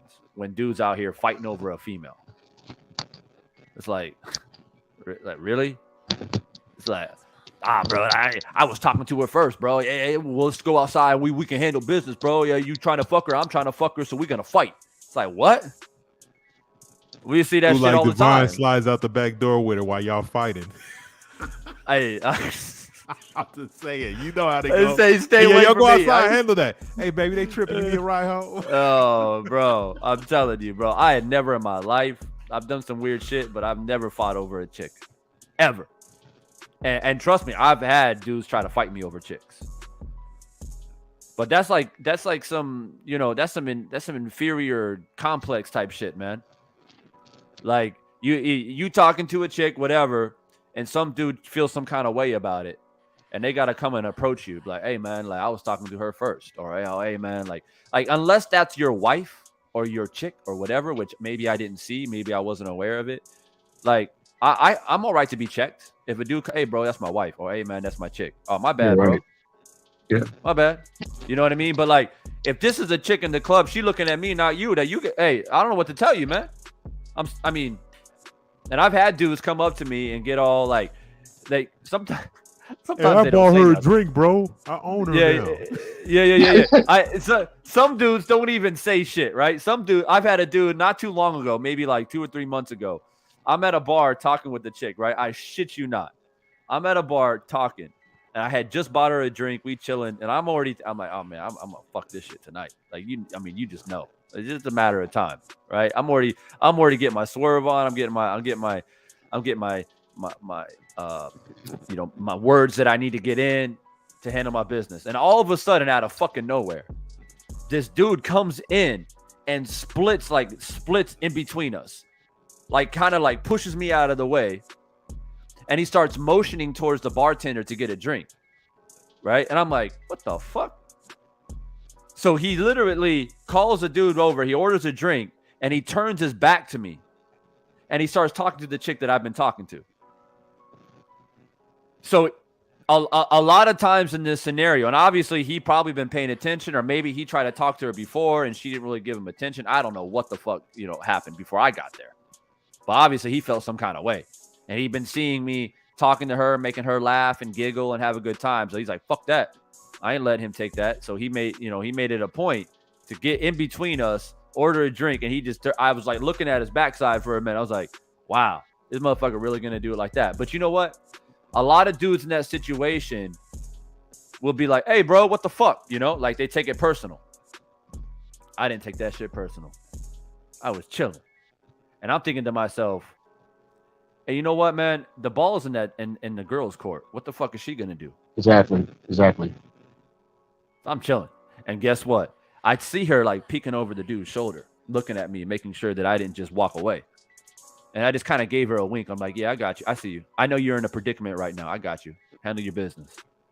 And she trying to be nice and talk or whatever. And eventually she slid out and grabbed my arm and took me all over to the dance floor. And I know that motherfucker over at the bar like this. Yeah, he out there punching air like a motherfucker, bro. And so that's the thing. Like, you gotta be calm on those situations. But dudes out here be acting like that, man. They be acting like that. And I never understood it. Even when I was young, like 20, 21, like I never fight over a chick and dudes out there trying to fight over chicks. But that's the type of guy AJ is, man. Getting angry and upset over dumb shit, or because, you know, he expected things to go a certain way and it didn't, and he's out there throwing a temper tantrum. Yeah, that was sad. And it's like he's the center of attention because he's a big ass dude, right? Imagine AJ acting like that in the club because some chick didn't give him attention. Like everybody would just be looking at him like, damn, right? He's a 6'7", 250-pound man acting like that. And yeah, he doesn't care. He doesn't give a fuck. And when you grab the mic like that and say, hey, everybody shut the fuck up and listen to me, I got something to say. It was like, oh shit. Oh, damn. Right? Everybody's going to pay attention, right? In the meantime, Usyk, the guy who just beat you, is a unified heavyweight champion. He over there looking at you like, bro, you really going to do it like that? And all it did was just send the wrong message. Like, you know, I don't think Usyk would ever want to fight Anthony Joshua ever again just because of that. Yeah. It doesn't even matter what Joshua does going forward. Rather, he comes back, makes a comeback. I don't think Usyk would ever want to fight Joshua ever again just because of the way Joshua acted that night. You better believe Usyk played it cool, but you better believe that shit bothered him, like grabbing the flag like that and acting like that on his night. He's out there fighting for his country with everything that's going on in the Ukraine, whether you agree with it or not. Like, there's some crazy shit happening in the Ukraine right now. And you took that from him. You took that moment from him. There's no fucking way he just brushed that off. That shit bothered him 100%. And Hey, Devin, I'm about to get out. I'm about to get out of here, Devin. Yeah, bro. Yeah. Get up out of here. I'm about to wrap this shit up too, man. Right. But look, man, I appreciate you guys coming in. Beautiful night of boxing. A night full of skill and knockouts. That's how I would summarize tonight. A night of skill and knockouts. Devin Haney coming out, doing his thing, defending his belts still, and still the undisputed lightweight champion of the world. It's going to be interesting to see where he goes from here and who he's going to fight next. I'll probably be going live about that here soon. Clarissa Shields doing her thing. Caleb Plant coming in, getting a knockout, turning a lot of heads, opening a lot of eyes. And, of course, the main event of the entire night, Wilder knocking out Robert Helenius in the first round and only threw, he didn't throw, he only landed 3 punches. But he probably only threw like 7 or 8 punches. And that third punch that landed literally put Robert Helenius to sleep. So I think it's safe to say that Deontay Wilder is back. Deontay Wilder is back. He put the whole heavyweight division on notice tonight. And we've been speaking about it. We've been talking about it. And it's now coming to fruition. You know, Wilder just needed some time to, recover mentally and physically. And I think that we were all confident that he'll come back, and he'll come back with fire. And he did. You couldn't write a better script, right? You couldn't write a better script. You need to come back. You need to shake up the division. You need to shake up the boxing world. How do I do it? Oh, I knocked the dude out in the first round. Well, that's pretty much it. Like, you can't do it or write it up any better. So that's what it is, man. The speed, the power, and for all the people out there saying, "Oh, Wilder ain't got no skill." Did you not see how he landed that right hand? He didn't close his eyes and throw it. He didn't close his eyes and just throw it and hope that it landed. And he just happens to be, a strong puncher, and he got lucky. No, he stepped back because he saw Helenius reaching. He stepped back and went over the top of the reaching left arm of Robert Helenius and put that man to sleep. That takes skill to do that, ladies and gentlemen. That takes repetition, and it shows the hard work and dedication that he's put in with Malik Scott is shining through. So all you people out there hating on Malik Scott as well. Well, I've seen you out there in the comment section. I've seen you out there on social media talking about Malik Scott's a bum, this, that, and whatever. Well, give him his respect. Give him his respect, because he prepared Wilder tonight, and all of that work. When I went live, I gave you guys my reaction of the training. Remember, I was breaking that down for y'all. Y'all remember that? Talking about his fluidity, his speed, his accuracy. He's looking light on his feet. Look at the counter punches. He wasn't going heavy at the mitts with Malik Scott. He was using the foam pads. No gloves on, right? Just hand wraps or barehanded. Going through the motions. Practicing his timing.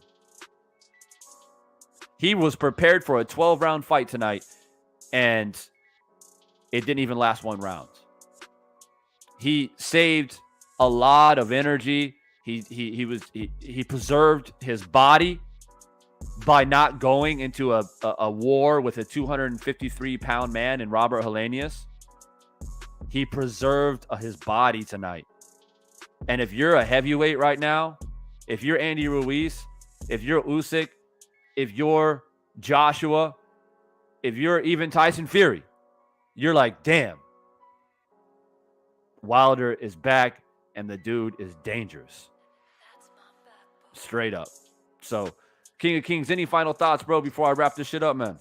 Hey, just real quick, man. Yeah, thanks for letting me on the show, man. Great day of boxing, man. If you love boxing, this was a good day for everybody, man. And shout out once again to the champion with the bronze bomber from Tuscaloosa, Alabama, Mr. Deontay Wilder. Yes, sir.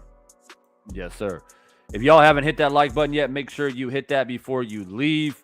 I'm hoping that by the end of, well, not the end of the live stream, but by tomorrow morning, I'm hoping to have this particular live at 150 likes.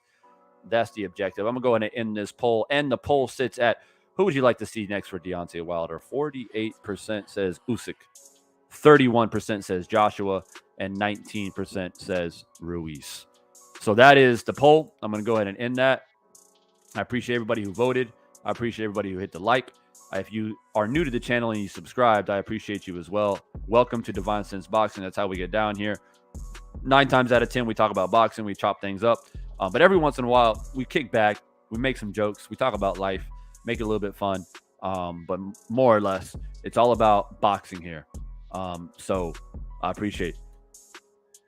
The beast is back, man. I'm so happy too. I wish I was in New York right now partying with all the people out there. I know Drew's out there. A whole crew is out there in Brooklyn right now having a fucking great time. And I wish I was there, a part of it. But I'm there in spirit. And I'll be back on here chopping it up again, giving more post-fight thoughts here in the next day or two. I'm also going to talk a little bit more about Haney, Kambosos, and all the other fights that were happening and get a little bit more thorough about it. And so for now, I'm going to go ahead and sign off and carry on with my day. And once again, I appreciate everybody dropping in, man. Much love and appreciation. Stay strong, stay positive. It's your boy Divine. I'm out.